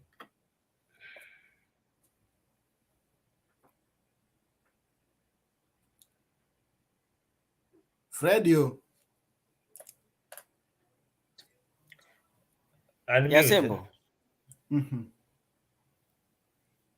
Asembo, kora awinji. Yes. Awinji the first part. Aparo ni antie gi shida matin. To wan girwa ni kaka wachako. Asembo ingeni e Kenya kae wasebedo gi struggle in different phases. There is a time when people like Paul Muite were fighting for political pluralism in Kenya, what we call the democracy in Kenya. He said something which is, to me, is very prominent. He said, when you are in a struggle, it doesn't matter whether you lose or you win, but you be in the struggle to the end. So we are here in this struggle to the end until the time that we'll say, at least these things Kenyans can now, these things have now been addressed so well to Kenyans, and the populace in Kenya is now very comfortable. Mano kama koro inyalo wacho ni koro itieko the struggle. But the struggle doesn't mean whether you lose or you win. The struggle means that you fight to the end. Mano gima wadhi timo. To bende gina neno kosebedo concern ma ji mang'eny. Na neno ka jomoko ji mang'eny mosetimo gocho na kata ji mang'eny mane wa interact e social media. To wacho ni gini gima ber kabisa kendo wawinjo matek. Wadwaro mana ni ung'iswa kaka wanyalo donje mondo wachak ringo. Nikech sani bende plans wa mang'eny ok daher mondo awachi e wang' mbui ka. But nitiere chenro mang'eny jowa mathoth wabro dhi donje gini ende kamoro amora e Kenya kaende. To ne wang'iso gi kendo amiyo gi assurity ni gini wadwaro ringo godo nyaka giko. Onge dok chien to onge kubabaika. Ka aeto gima ne otimore kane iluongo nade, the Biafra war in the eastern Nigeria. The Biafra war nobedo led by the elites, the scholars, people like Soyinka, people like Oyedepo, Ojuku, Chinua Achebe. You get the point, and the likes. Even by the time manegi gore kata gigine gisirikal manitiere Nigeria kacha. To negi walk kendo negi wacho ni this thing we would like to achieve the end purpose and the end goal of this thing. Negi jitolea. Jimang'eny no the forest. Kendo some of their people, in fact, a good number of their soldiers died in the war. To sichimane tho in the war didn't discourage the other patriots who were in the struggle. Negi wuok oko kendo giwacho ni wan wadwaro dhi mbele kendo nyaka wa achieve gino ma wadwaro. To kaka negi wuok no, they stood for the truth. Even by the time mane people like Soyinka gini, Professor Soyinka gini, ne bedo frustrated motere nyake jela. Bwana, makane jomane, they stood for a purpose. And that purpose they ensured they had to achieve the end result of it. And that is why we are in Kenya. You remember, Ching mane wantiere Kibrano, there is something manawacho an. Ano niche na wacho ni Kenyans go neno ka gik moko pod tek kama. They may opt even going the Sri Lanka way. You remember the Sri Lanka people no wuok oko modhi ogolo nyaka president from the State House. Negi wuok oko. Matiende ni ka gik moko tek. To ji nyalo bedo agitated magi wach ni koro wadwaro ni wadhi wa demand for our rights by ourselves. Magi wuogi magi dhi. The other day just in Pakistan, ni neno gima notimo. Negi dhi magi golo the prime minister from his place of residence. Nikech negi ol kode. To seche ma ji ose ol kodi ing'eni dhano ok nyal rito for a long time, being that gikia ni what does tomorrow entails for them and what is there for tomorrow. So that is why it only needs patriots to come out in large numbers and demands for their rights, the rights of the basic needs people should afford in a country. Jite ok nyal wuok nikech Kenya ing'eyo ni Kenya duong' to ji nitiere kuonde mopogore opogore. Kiyudo ng'at moro mantiere interior kucho, seche moko ok onyal wuok nobiro Nairobi nodwa timo kama. But in kata an wanyalo wuok oko mo wawach ni bana gini ma majority of Kenyans dwaro, because the cost of living is unbearable in Kenya. Ji mang'eny winjo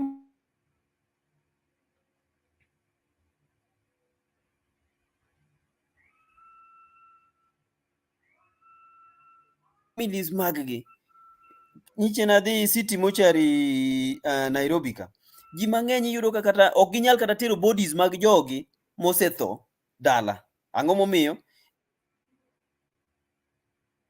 iyudo ka seche ma ji solo ne iyudo ka ng'ato solo kata siling 50, ng'ato solo kata 100, nikech ok ginyal afford that cost mar ter even a body from Nairobi to their homes. Gik moko tek, iwinjo. To ka wasechopo kama kamano ma ok inyal kawo kata body mari mar ng'ati mondo iteri dhi ik dala, ma ji are opting no, watere Lang'ata cemetery, ka ok kamano to pod wachoki kata warit jowa moko tem chokono e ka wane kaka wanyalo timo. Mano e kama kawuono wachopo e Kenya. Koro gik moko ok yot. Erokamano. Mano kare, apani jogo maluwo wa mawinjo waneno ni kara okun ka mar ketho gima dhi mbele, kendo wache ni un ka together to make sure ni wayudo the end results. To end results ni wayudo reforms electoral, wayudo reforms mag jo kombe mag IBC kata election magwa ma Kenya ka, kod chwech chiemo be weche dok piny. Koro ok en ni winning or losing, any do we have a solution for our problems? So MDD is here to stay, meaning they'll fight till the last man drop. To penyo machielo en ni wan gi jogo ma oseamua ni koro gin gigore kod jakom. Gikoni gin jolumo war. Kendo nye gitimo pressure, nye gidhi ma giamua ma giloso. Akiani video no nyayo dre kusua endelea matin to ke sabe mayo wangwa ka. Aboksa. Waendelea matin. Ene yo. Yeah. So Fred, adano duoka penjo ni. Jakom ko bolo gini gie koreka. Gimane Gaucho wacho ni nitie the same style, the same streak. We want a different result okunyalre. Joko sechako duogo kendo moseluoro jakom kendo manyino ka tungni nitiere makara jaduong' jakoya nyoyo ywak ne jakom ni jok maluori gi jogi jumaricho. Ka jogi dhi monuro jakom kendo ma jakom obolo gini, warie kanye. Dang' wakwan kuom MDD ni dhi kelo lokruok maonge jakom. Dang' wakwan kuom MDD ni MDD dhi miyo jopiny bedo gi geno kendo. Ka Magajos poko wuoyo, daera wache gimoro. Ku realize how Baba has been speaking and the body language ma Jakom. Jakom is not ready for anything. When Ruto got into power, the first thing no the oro proposal assembly, if at all office of the opposition leader nyalo bedo incorporated mondo opposition leader, in this case man Jakom nyalo bedo side to side mar support piny. Baba no biro okomo wacho ni I'm not ready for that. To in osekara singo nyaka gi ngima ne. Ko wacho ni an gi modong na sani ka nyithinda sebedo ken mwandu aseloso. Gimodong na en jopiny mineno manogo na kura ni. Mano setimore. Lakini mawang' ni toka we. Joka ma wawuguru oko kama neka Jakom realize ni wuoyo. This is someone who has set on a journey and he will not come back until oyud gima odwaro. To my rejection maneno ka Jakom dhiye. To at some point, tie statement moro madahere da clarify. Kapar ni Jakom nyalo wegini. O wegini to we jogenade. The best thing manyalo timre ni kaponi winjruok obedore. To but there are issues that have to be addressed. To issue malnyisi kaka MDD stand for economic issues, gi electoral injustices. To mago gik mai feel like ni are so passionate in the heart of Jakom, so that we should not go in the same circle. Moro mwadhi ni each and every day. We walk toward the end to the same thing, money, okwala kato timnango sort of thing. Get kawono eneni kinyenin. Get after all, in this Kenyan election, also bedogi two functions. Since 2007, I think, 1997, it has always been Jakom against them. So what if round it's not Jakom against them? What if round ni and Jakom, Kaden Kanaka loans or any other person? We'll be in the same situation, Moroma one tiereni. So Magi issues Jakom will press up to the last drop of his sweat. Toka ponino wacho gidhoge ni kataka bonito diwuka. Tana yen ket gimodong na piny kanto niento. So I'm not afraid to die. Koro ananeno kama wang nini. We need to take it seriously. Kaka Fred baka Jozo wachoni, there is more to be seen and we are going to be as more vigorous as compared to just a small ingeni mawang nene na publicity matin. Poko wachako the groundwork, watimo kuro groundwork, makori nanoni wawuotho kuro kaka onego bedni ni a true patriot onego bed ni wuotho e ground. Man picha kogo tineno mana maka Joscan Mandera kata Samburu ka wuoyo gi jopiny to address issues kaka jopiny onego bed ni winjo. To ka giwe ni jogo onge TV ni nyalo winjo, we are going to reach up to the tiniest place mar Kenya ka wuotho kwangiso jopiny niya onego bed ni wawuokuru oko, waweuru kabila, wawuokuru to fight e gik ma affect wa ka jopiny, ma which is economic issues, electoral issues, kata generally gik ma affect us as a society, without looking at tribe ni an Jaluo, without looking at tribe ni an Okuyu, without looking at tribe ni an Mluya. So those are things Maparo ni Jacob is passionate about, and I believe that he's going to win because I ever won. Kopogore gi yiero ma yiero mikwale, which ikwale kata I'm certain ni kwale. I believe ni trajectory ma Jacob dhie wang' nini is not going to back out without a solution. Mane gima daera stress on. Maka Jose.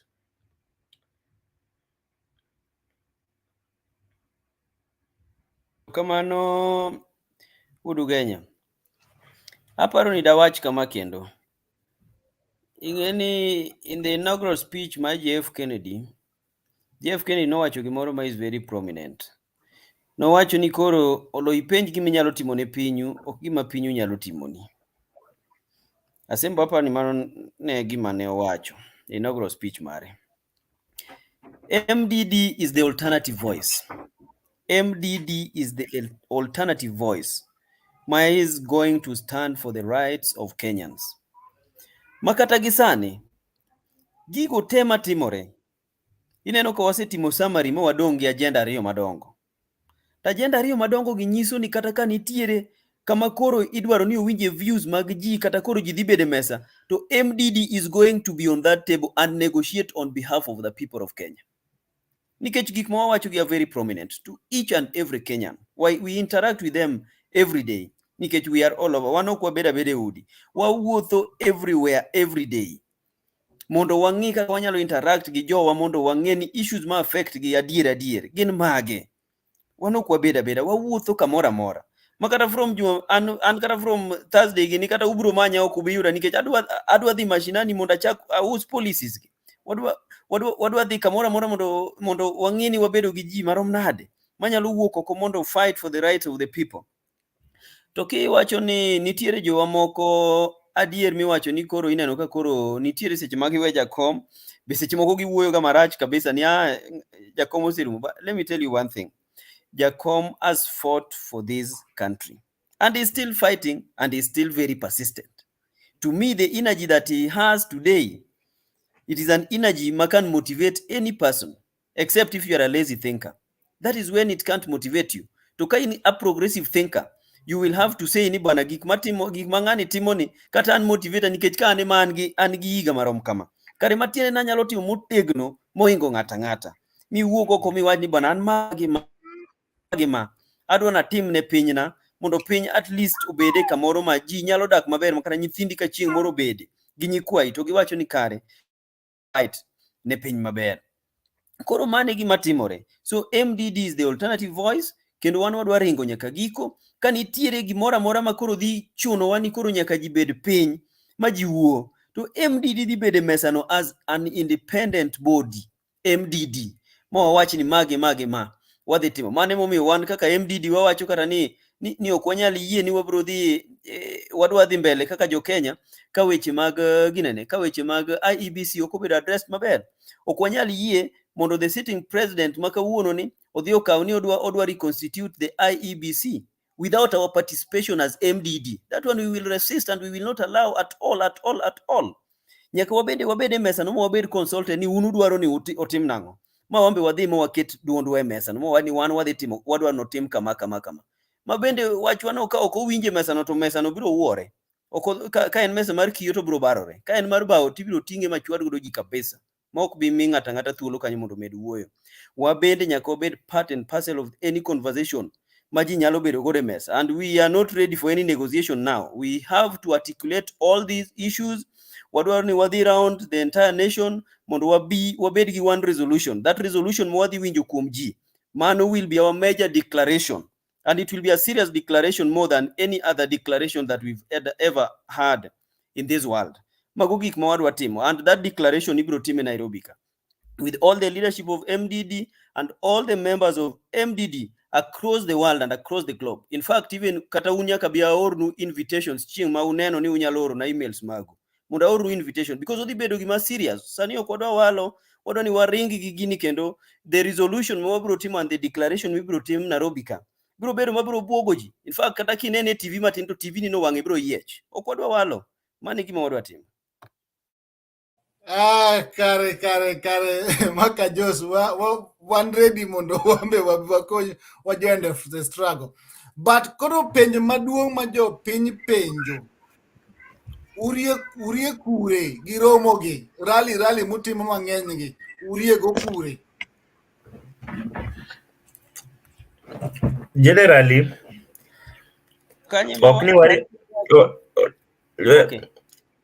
okni wariego kure.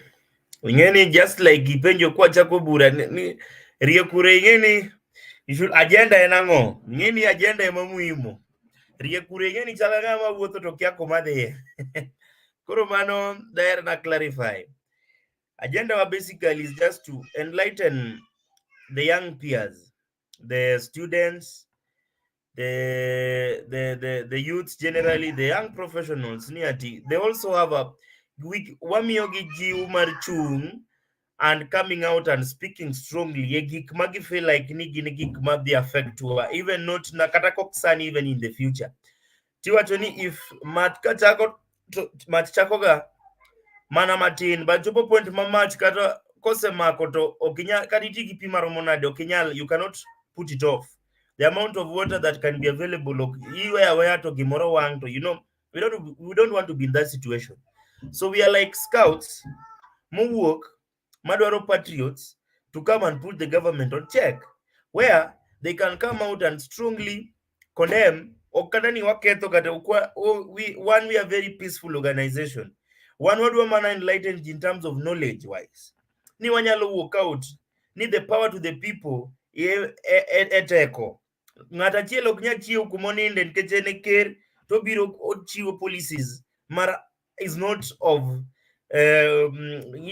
public participation. There's no any other public participation maruto setimo koro onego bednia even ni jopiny to wacho nadi what is the mood of jopiny winjo kech to what is the solution and this is the solution. So if you, in this case we are not in that direction, one direction manga to chungo kinyi to chill to ngiso jogeni diuru pasma sa mane madhi timre, and we know we cannot live in a banana republic. So in that matter one wacho ni the power belongs to the people. To be an enlightening people ni kuwoko strongly to condemn gima serikal timo to walk in one large voice. To wacho ni gimoro multimoni and raj to a point where there is nowhere they can hide. Mokuongo kan wachako these burani ugolo video moroma our leaders who as we are supposed to emulate jinindo ket ji oknya nyiew kata basic need, ji cannot even afford a token tinga monindo kawo neno ka igolo Jeremiah Kioni no nego sufuria nego benin gi chimo to ongego yet wan gi joma winjo maber who are supposed to be not even sleeping mondo jopinyo winj maber to gin gi wuok oko gin gi dhimien ichala ngama in gi nyithinde ot tidhi mielo disco madanga diwe nyithindo momoko chiemo. You know that is a mockery. It's a mockery on our own eyes. You people are using our own resources. Uwinjo maber under salaries to taxes udwani mwachul. So at the end of the day, you still want us to come out and say that ni serikal ber. No, we won't do that. We just want a voice that will digress and say that we are not of the opinion of whatever you are doing. Therefore, kokunyal tiyo tijini to bas people's power digo lukanyo. And that is our main agenda. To bet at the end of the day, can you address gikmachando jopinyi? To kaponi unemu serve. To why don't you serve as per the law? Not by when it comes to governing, you don't govern based on gimadir gimaran. You can a court idi bet a court penny to chino achebe no acheni any courtroom men kuma kidonje. To kana jajo ngema berni witnesses are liars, lawyers are liars, and defendants are still liars. Robert jajo beda penny to winjo miriambo gite. We don't want to be in that situation. What we are on here? Law that has been passed by the citizens, and there are people who represent them in the legislation, and which are good laws we have. And gima go beni serikali wa sheria mondo gi serve wananchi as per the sheria, gi provide for the wananchi as per the sheria, but not coming and intimidating people kuringo left right center ka unu lamo moingo jomoko analamo minwa na dongo ka ana gi baptism certificate ta yini nyasano ngi chi ana kaka kantinya kanisa maja chien. But you can't be all the time waking up to the kanisa to kusalamo tu chako ya nyogoji. That is not Christianity. Go down and give us as Mwananchi opportunities, manufacture jobs as youths. Jomadi school, the school ko work school to you don't teach. Doctors are unemployed. Tokagi work the UK to get more better to blame near we are not patriotic enough in our own countries. Yet we don't have opportunities in these countries. Your Pinwaringo, this Saudi Arabia, the same government still issues permits. They issue permits to organizations Mondo Teriji Kocha Mondo Chandre. Can't you? Kenya is a big country. We have a big land. What Nairobi yet we have lands everywhere. Why don't we go out and cultivate agriculture, provide opportunities so that we go as a country? Who skilled labor to skilled labor kumoro to the konyo penyumoko. Yet we cannot. In a nutshell, MDD basically one who koko mondo wa enlighten your pain. Ni power belongs to the people. And if we are ready, we can take up that power. Thank you very much. Kajos wache mondo wane kaka wago watimo final submission.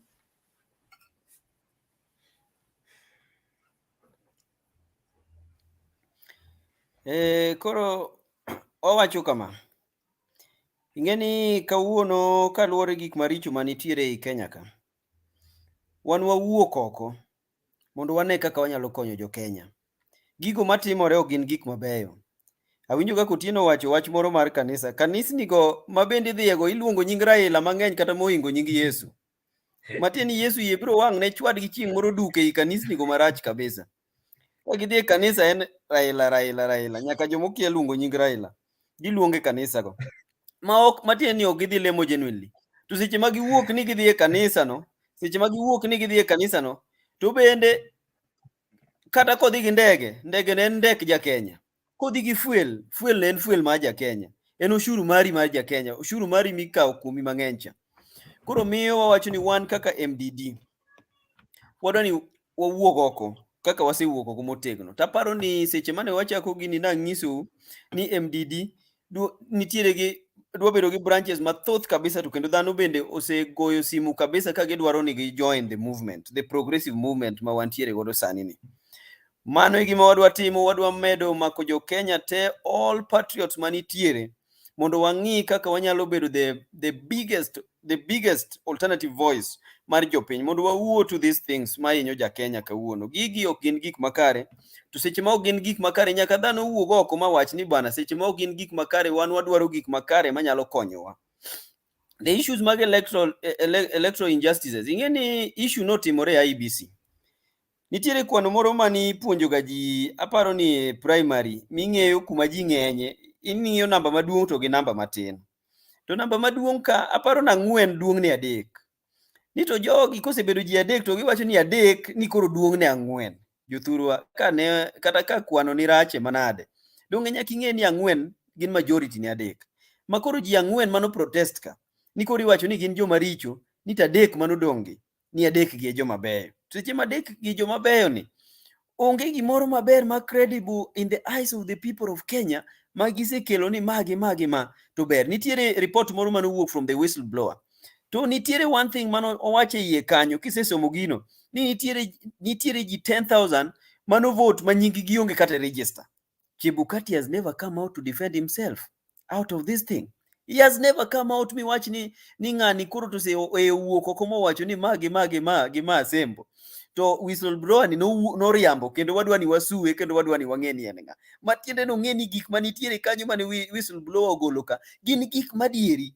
To kichaki neno koro ni ji 4 ka ni dwaro ni otergi e tribunal, tribunal mano bedo formed gi the president. Mano chalo ni in ginene in rombo tidwa teri kumondiek ema nitiere ni koro ndiek ema dwa ng'ado buch rombo. Iparo ni bura no dhi bedo bura makare adier kose en bura ma ok ni kare. To kata the another question kendo ma wantiere godo, the chair of that tribunal, Judge Chelule ne nitiere gi cases moko emomiyo Uhuru ne oko appointed last time as a judge of the High Court. kendo cases go notamo Ouru through the intelligence report. Moko bende are in public, by the way, ma ji nyalo ng'eyo. Mae ng'ama koro ikelo ni is now a saint ma is presiding over a certain thing manotimore in the IEBC. To kendo tribunal ni ine mi form, kendo ine mi appoint jogite. The chair and the other commission members, ine mi other tribunal members, ine mi appoint gi. Matiende ni un tiere gi an informed opinion. All the reports midhi ndik kacha. Idhi ndik in the favor of what the head of state wants. Magi ikia kata gibiro bedo piny, you may not know. Seche moko ginyalo bedo piny to giwacho ni bwana, an adwa ni gini ndik kama. Mama miluongo ni ng'anene, mama mane nie commission achiel makoro obire mbeleuni. Ndik ne uru report kama mundu gole oko. Mago gik matimore mok beyo. Then sani koro ineno ka giwacho ni odwa dhi mbele nikech koro the term and the tenure mar jomane ni IBC oserumo, ni koro dwaro no dhi oyier the new IBC. And number 2, ting'eyo ni Ebende is a player. He has a political party of which he is a party leader, ma is still allowed to contest as a president again. So if you are allowed to contest as a president again, if the referee is going to be neutral, why can't you allow all the participants also for their views to be accommodated in that conversation? To mondi winji ni gi paro mane, bende gi yie mondo adhi mbele gi appoint, koso gin gi paro moro manyien, because kama ji odake te, okibi wacho ni ji paro dichiel, ni pachino e pacha. There was a serious contestation between Karl Marx and Friedrich Engels. These are serious scholars on which they both agreed that no man's idea is perfect. You bring your idea, I bring my idea, then we perfect it. Okinya wacho ni in mari no, ni in gi monopoly of ideas, ni mari mikelo no ber moingo mara, ikelo mari tamba kelo mara, then waneno ni kai makoro warome, wane diere, koro wadhi mbele gi ma, and we take a position now. Mane ka ji nyalo progress, but kinya wacho ni you have the monopoly of ideas, ni gimi wacho no en gima it has to be affirmative kaka iwacho no. Mano ok en gima nyalore. Koro sembo an mago e submissions maga e pertaining wacho no. Awinji maber sana Maka Josa, kesto kana nyoro bende ne wawinjo ka Jakoya koni party ne ok dhi sit that type of discussion mondo giyier new members of IBC until everybody is consulted. Maka Jos kwatieko, adwa ni mondo imiwa pachi e weche ma dhi mbele. Waseneno ka jakom jogo machon mano yier manyoringo jakom sasa ni jagidu en gima mako dho jopiny kabisa. Makino sani koro gibiro magimbe koro gidwa ni onegi, dwa ni gimak microphone gilosi, to agenda mumiwa kaka MDD kae gin agenda mapek. Ung'iyo ni nyaka ngima mar dhano bedo dog piny ma garama dhi piny.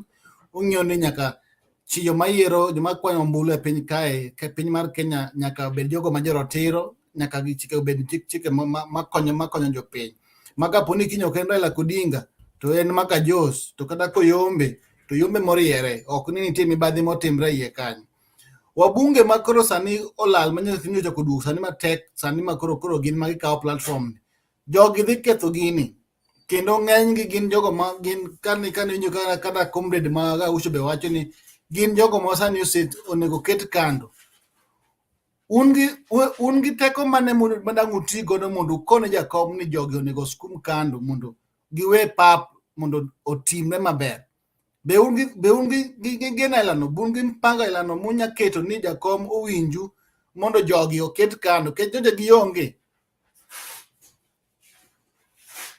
Erokamano Asembo. Ing'eni seche ma ji dhi e lweny to nyaka ing'e soldiers ma gimi dhigo e lweny. Otherwise kikawo soldiers te idhigo e lweny nyaka madhi betre e lweny, unyalo wuok e lweny no nolou. Unyalo wuok e lweny no nolou nikech kama. Ji mang'eny manitiere iye kanyo, joma ng'eny manie iye kanyo, they are not genuine kodi, and they are not genuine gi agenda ma utemo progress. Ing'eni agenda mwatemo keto ne jopiny kawuono gin agenda mapek, ok gin gige tugo. Matiende ni ok dwa ng'ama yomba, ok dwa ng'ama ni koni to ng'ama ni koni, mana kaka iwacho ni comrade Gaucho nowacho no. Nitiere gik mano wacho mabeyo, Wajakoya bende nowacho that thing. Ing'eni nitiere jomoko ma seche ma gidwaro gik moko to gin ka jakom ma kata in kidhi sechego tinyalo yudo kiloro ni gate, kata kidhi tiyudo ka queue is too long, mikia ka kinyalo chopo. mano seche magin gi their own interest magidwa no bet served mondo giyud kata certificates gi gidhi gichung godo kaka wajumbe kata kaka MCAs kata kaka governors. To seche magiseyudo magikawo ginene magidonjo godo, tiwinjo ka ne nitiere ngero moro ni aluru ni bichiem, aluru ni sesese, naluru ni dhimoti, naluru ni tienda lit. Seche ma tiende lit no ok odwa no dhi oti gi jowetege, to seche ma chiemo osechiek to gine magisiko yani kata in ok diyud thuolo. Mano bende timore. To kata kamano wantiere gi ajenda maduong' ma kawuono wagore ne. Emomiyo wan bende nyaka wabed piny ma wang'i jolweny ma wadwa dhi godo e lweny ni, nikech ok en lweny mayot. Ka nitiere jomoko ma gin chiemo manokelogi, well, sagi nosechopo, wabende ne wasenenogi, nyaka koro gimiwa thuolo, nikech goruok ma wadwa gore godo ni kidhi gi ng'ama odeny ahinya to koyie gi denje no kata adui nyalo nyiewe. Ni neno kaka wajumbe moko ne wuoyo ga sometimes back nyoro, naneno ka moko nobiro kelo sienda gi matindo tindo kanyo, wang'egi, warito gi chieng' moro nune ka ji odhi kamoro e consultative kaka mano ne chwad ji del kabisa. Joma nosewalo kamano nikech jopiny bende ong'egi. Japiny ma kawuono wadil godo ok en japiny mofuwo. Gin jopiny mariek ma ging'eyo ni jatendwa ni to ni kodwa fuli. To jatendwa ni mato mana wuondo waga nitiere sane mar biro to gi sane mar wuok. Koseyudo gimodwaro to wuok. Mano gik ma jopiny kawuono ng'iyo. To wabende being ni wantiere in a battlefield and we are in a struggle, we must go with truly genuine soldiers on which we are going to achieve the agenda and the purpose of our consultative meetings. And at the end of it, our end goal, mawane mwang'eyo kendwa, wang'eyo ni wadhi achieve ka wadhi gi jogo ma genuine. Erokamano Simba. Yes, aneno ka sa mayo wang'wa kae, jowinjo wa kuonde moro muntiere, wago erokamano mar join wa mondo wawinj wago twak together kaka jonagi. Koro wadwa mana watieko gi final submissions magwa kae. Koro kata Kotino wach ni mogik kawuono gi kwayo minya kwayo ka nitiere, then Fred maka Jos mondo watieki. Kotino.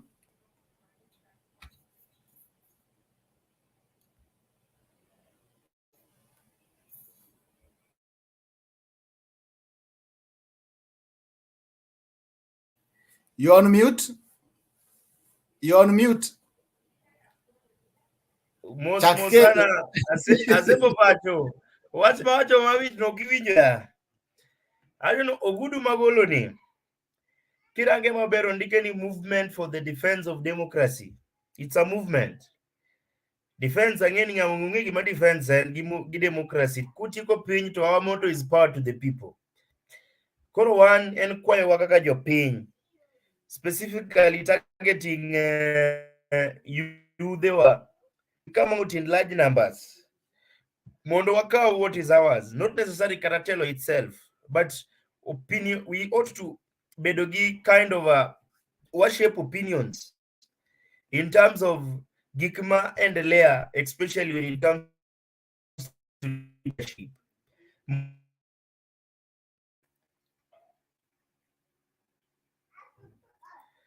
Can we inja ule mulal?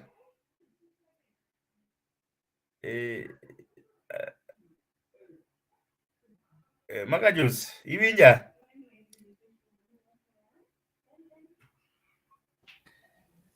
Kotino wawinji maber. Okay. Wawinji in middle Martin, but you can proceed.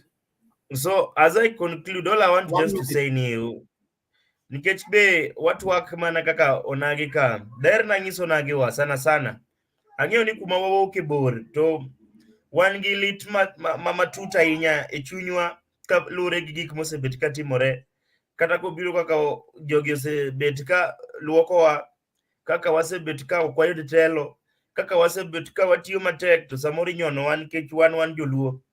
But gima daher da ngiso Onagi wa kaka joluo ke sana rawere, kik waluzo chunywa chodi, kik wabed joma wawacho ni kwasechiegni chopo Kanan to wacho ni Kanan okaw 40 years jokama. Chieng' moro noyudo Onagi ne bedo jatelo. No mano nyalo bedo in kata an kata ng'ata e ngima ka.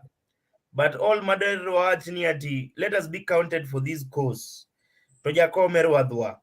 Joma wuok oko ni pingo jakom gibi ginyiswa nang'o ma gisetimo. Monyalo wacho ni we have benefited as a generation. but wanyalo Jakom is someone we can account for. Kata ka ji wacho ni nonego benie ochulo ji, but that is not what Baba stands for. Baba has been standing for the right thing to be done. Mundo in kata an or any other person kata ngama wuok Kalgunga kata kumora mora kata yombi tagia kocha kata Suba pinje moko makata kwinjire kata Samburu ngato nyalo wacho ni ngimani as long as you have what it takes okotuni nyakibed mafia kata nga you can still be someone in this country. I believe ni manegi majakomo sebet ka fight for to earn what only one patriots who are independent, but we are in line with the ideologies Magraila. And we will going to be by him and stand by him and whatever he does. Emomi akwa gino kwanya timo kendwa.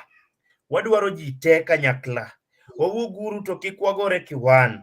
Wadwaro kila ng'ato mondo wadonje dhot mag kanisni te. Twabed piny walam Nyasaye milamu. Eri gima joka lamu ka wan wakia.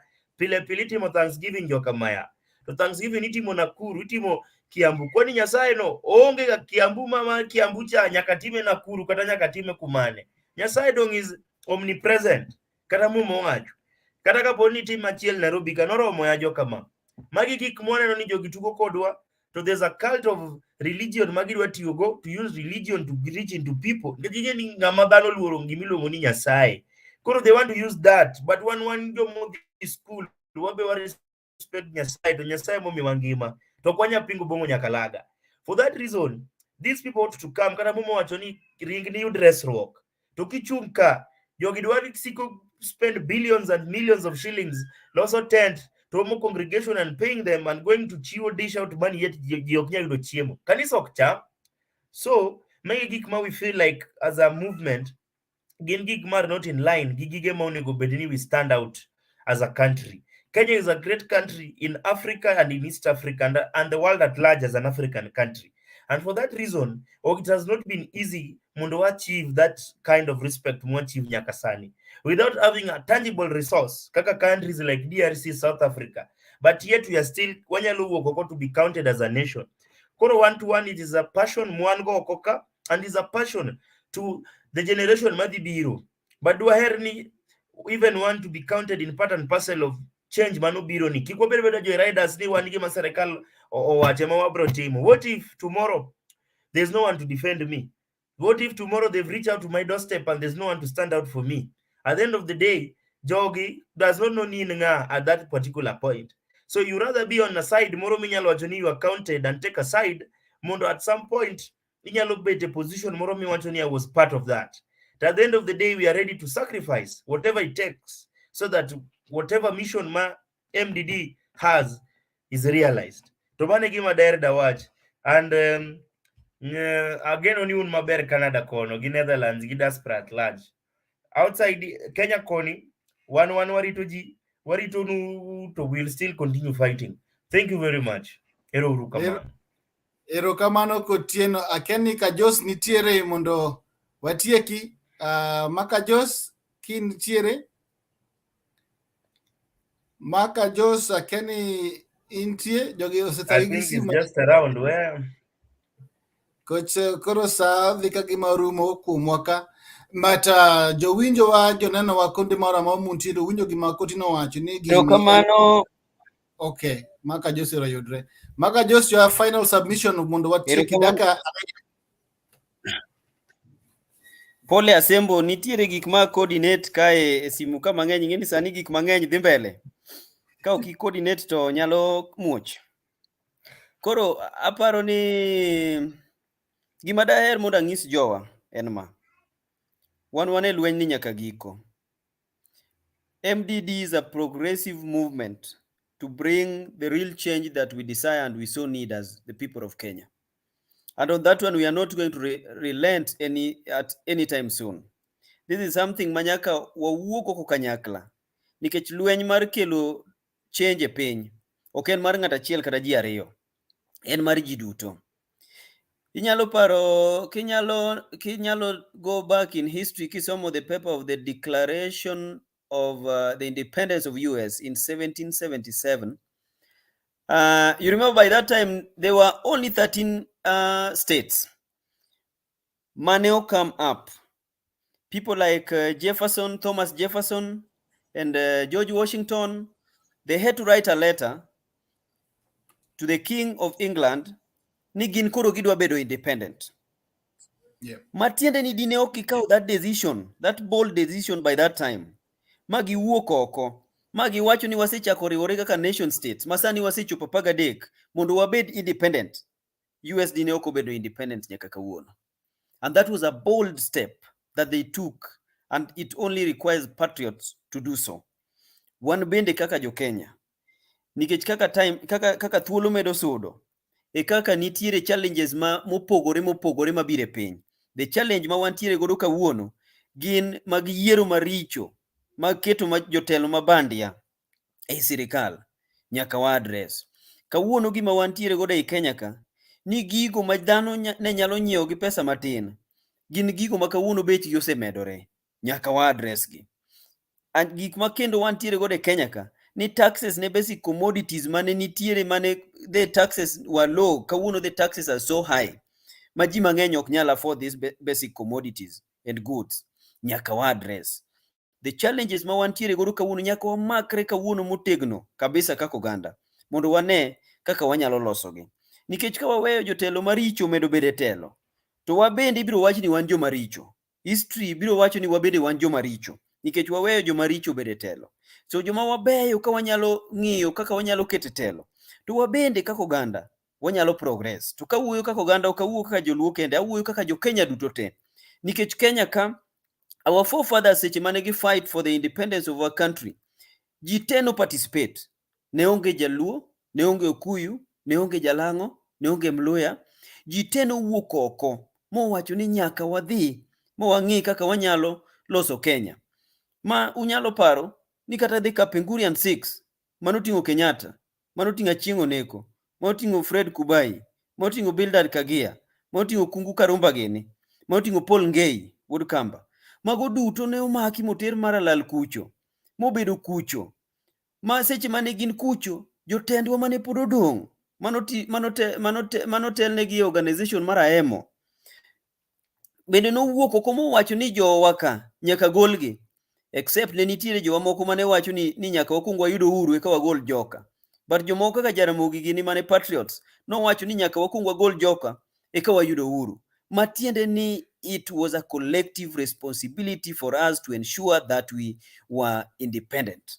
And the self-governance bendo biro in 1964. Gigo teka no biro in the sacrifices mosebedo mag jo Kenya. People were very united. Kata kawuono challenges ma wan godo gi shida temo wantiere godo, nyaka wabed very united mondo wane kaka wanyalo address gi kaka oganda. Nikech ka ok wa address gi kawuono, to kare mbele kucho biro bedo matek kata moingo ma kawuono. Ji mang'eny biro wuok e Kenya ka dhi oko. Ineno ka kawuono nyithindwa are very vulnerable, makata pok olos good policies kaka marwa, the good foreign policies kaka magwa gi Saudi, tineno ka pod gidhi adhiya kucho. Despite ni ka gin kucho tiwinjo kata ni ichuno gi nind gi guogi, to jogi bende moko magitiyo negi bende sandogi, to pod gidhi adhiya nikech tich onge e Kenya ka. There is no employment in Kenya. That is why youths kawuono ineno ka nitiere mana jomoko mamadho kong'o kabisa, nitiere moko modonje ku, ok gidonje ku kata ok gimadh kong'o ne herogi. Gitimo kamano nikech onge kama ginyalo engage themselves. The government of the day has so decided ni nyaka gi oppress the oppressors completely. Mane gima gitemo timo Kenya ka.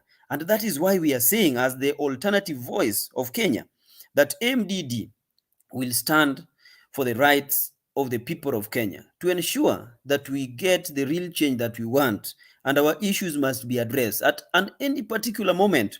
Okwabiye kanitiere negotiation kata kanitiere wach miwache mesa as MDD ni waonge, nikech wane ma wa interact gi jopiny pile, wane ma wawuotho kuonde ma jopiny nitie kendo wang'eyo issues ma affect gi pile, to gigo ma gidwaro ni obed address both internally and internationally. And in fact, very soon, as MDD, wabro chako engage the international organizations like the UN and the Commonwealth and so forth to ensure ni gige wago bedo addressed. If not so, one wabro go look at alternative ni kare Kenya koro wuog from those organizations. Ka okenyal intervene mondo gikony this crisis. This is a serious issues of unemployment, issues of the tough times that we are in should be declared as national disaster. Because gin gik maricho, kineno gik matimore kata Marsabit kucho, chiemo onge, that other party is so dry, but there is no government, and even this government must address itself to weche go matek kabisa. Mine kata ka giwuok kuno mondo giger gik moko kata kaka dams, nikech kuondego gin gik manyalo feed Kenya. Kidhi kamoro kaka Israel, it was a desert, to kawuono it is feeding the entire world. Kariambo to unyalo correcta. It is feeding that nation is feeding the entire world. Mago gik ma wanyalo timo kata kuonde wa kaka ginene kache, kaka northeastern. Kineno gik matimore kata somewhere in Samburu and Baringo, the issue of banditry, the government ok nyal address. Otherwise, ineno mana ka giwuok oko every time ni ok wadwa rallies, ok wadwa consultative meetings. Wan wawuoyo gi jo Kenya mondo wa consult jo Kenya wang'e shida magintiere go. Wabro dhi nyaka Samburu, Baringo mondo ging'iswa kaka wanyalo loso issues mag banditry mondo kik dhi mbele. Nikech waseneno ka sirikal ni gino tamogi. Pile pile ka giwuok to giwuoyo mana gi duonde matindo, to ok gi address the issues ma affect jopiny. Wan wabro dhi kuonde maricho go mondo wawuo gi jopiny mondo wapenjgi ni unu dwaro ang'o mondo timnu, koso unu udwaro ni sirikal ni emo timnu, koso sirikal manyien ma wan wabro loso mondo timnu kaka jopiny. Uwinjo? Mago gigo ma wabro dhi mondo wa consult gi jopiny mondo jopiny onyiswa kaka gidwaro ni otimnegi.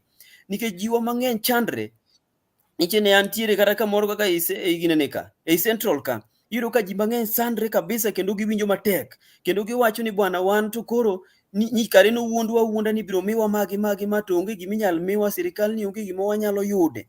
Matiende ni wabende wadhi jiunga kodu mondo wane kaka wanyalo konyo jo Kenya mamoko mondo wabed uru gi one voice. Kidhi kata kuonde moko kaka Turkana, gin gi oil kacha. Oil no wan kaka jo Kenya ok wane kaka okonyowa. Nyaka wadhi kacha ma wachak wa consult gi jo Turkana mondo wapenji jo Turkana, udwaro sirikal ni koso ok udwargi. Uwinjo? To ka ok gidwargi to wabiro choko gi mondo wabi kodgi. Fred, alnoga twak yeng'eny to sa makoro ng'ado wa kae. Agero ni Nyasaye mondo mi uteko madwarore mondo umed gi bedo gi teko gi pango gi chenro tete muketo mbele mag MDD. To wan kodu kanyakla, gima dwarre un gi namba wa, un gi contact magwa, ka nitie gima dwarre mondo tima, madwaro mondo wadonje tung'e ka kubo yudo wa. But beduru ma very careful ke jogi sani koro osewuok nye gisemako nyaka MC moro ma koro kote cha gitere mekini kune. Koro walemonu kaka jo Onagi, to wadwa ni mondo ukony jakom mondo jakom o make sure ni gire ma wang'ne ni to ok okalo. To wabo medo gwelo bang'e gotieno gi Fred, wabo medo gwelo bang'e nyocha kwa ng'eyo ni MDD dhi wuok, to MDD owuok maso ni mbele kae gik mang'eny nyatimore kendo mawakia. To kwa gwelo utu ubira mondo wago mbaka kendo kaka joka ng'ato mondo wang'e chenro madhi mbele. To uwinjo kwayo mar MDD ni mondo jo Onagi kamoro amora muntiere, rowere kamoro muntiere, wuguru oko, uriuru kodgi, gin ka mar make sure ni jakom oyudo haki mare, to ng'ato chiemo gi dak mar sirikal gi jopiny nyaka dhi maber, to joma yiero ombulu e piny mar Kenya be nyaka bed jo ratiro. Koro sai Moses udul bat chieng' moro kendo kwa yudo thuolo makende kotieno gi Fred kendo bo yudo thuolo moro makende wabike wago mbaka kendo kwang'eyo ka pindi. Ng'eni tich adek kunu Machakos, to tich ang'wen unu Busia, wabo manyo kendo bang' mago endo kendo. Nyasaye mondo telnu mondo mi uteko gi rieko mopogore. Eruru kamano. Thank you. Erokamano Asembo. Mos nwa jo Canada. Mos wete miguna wan kono.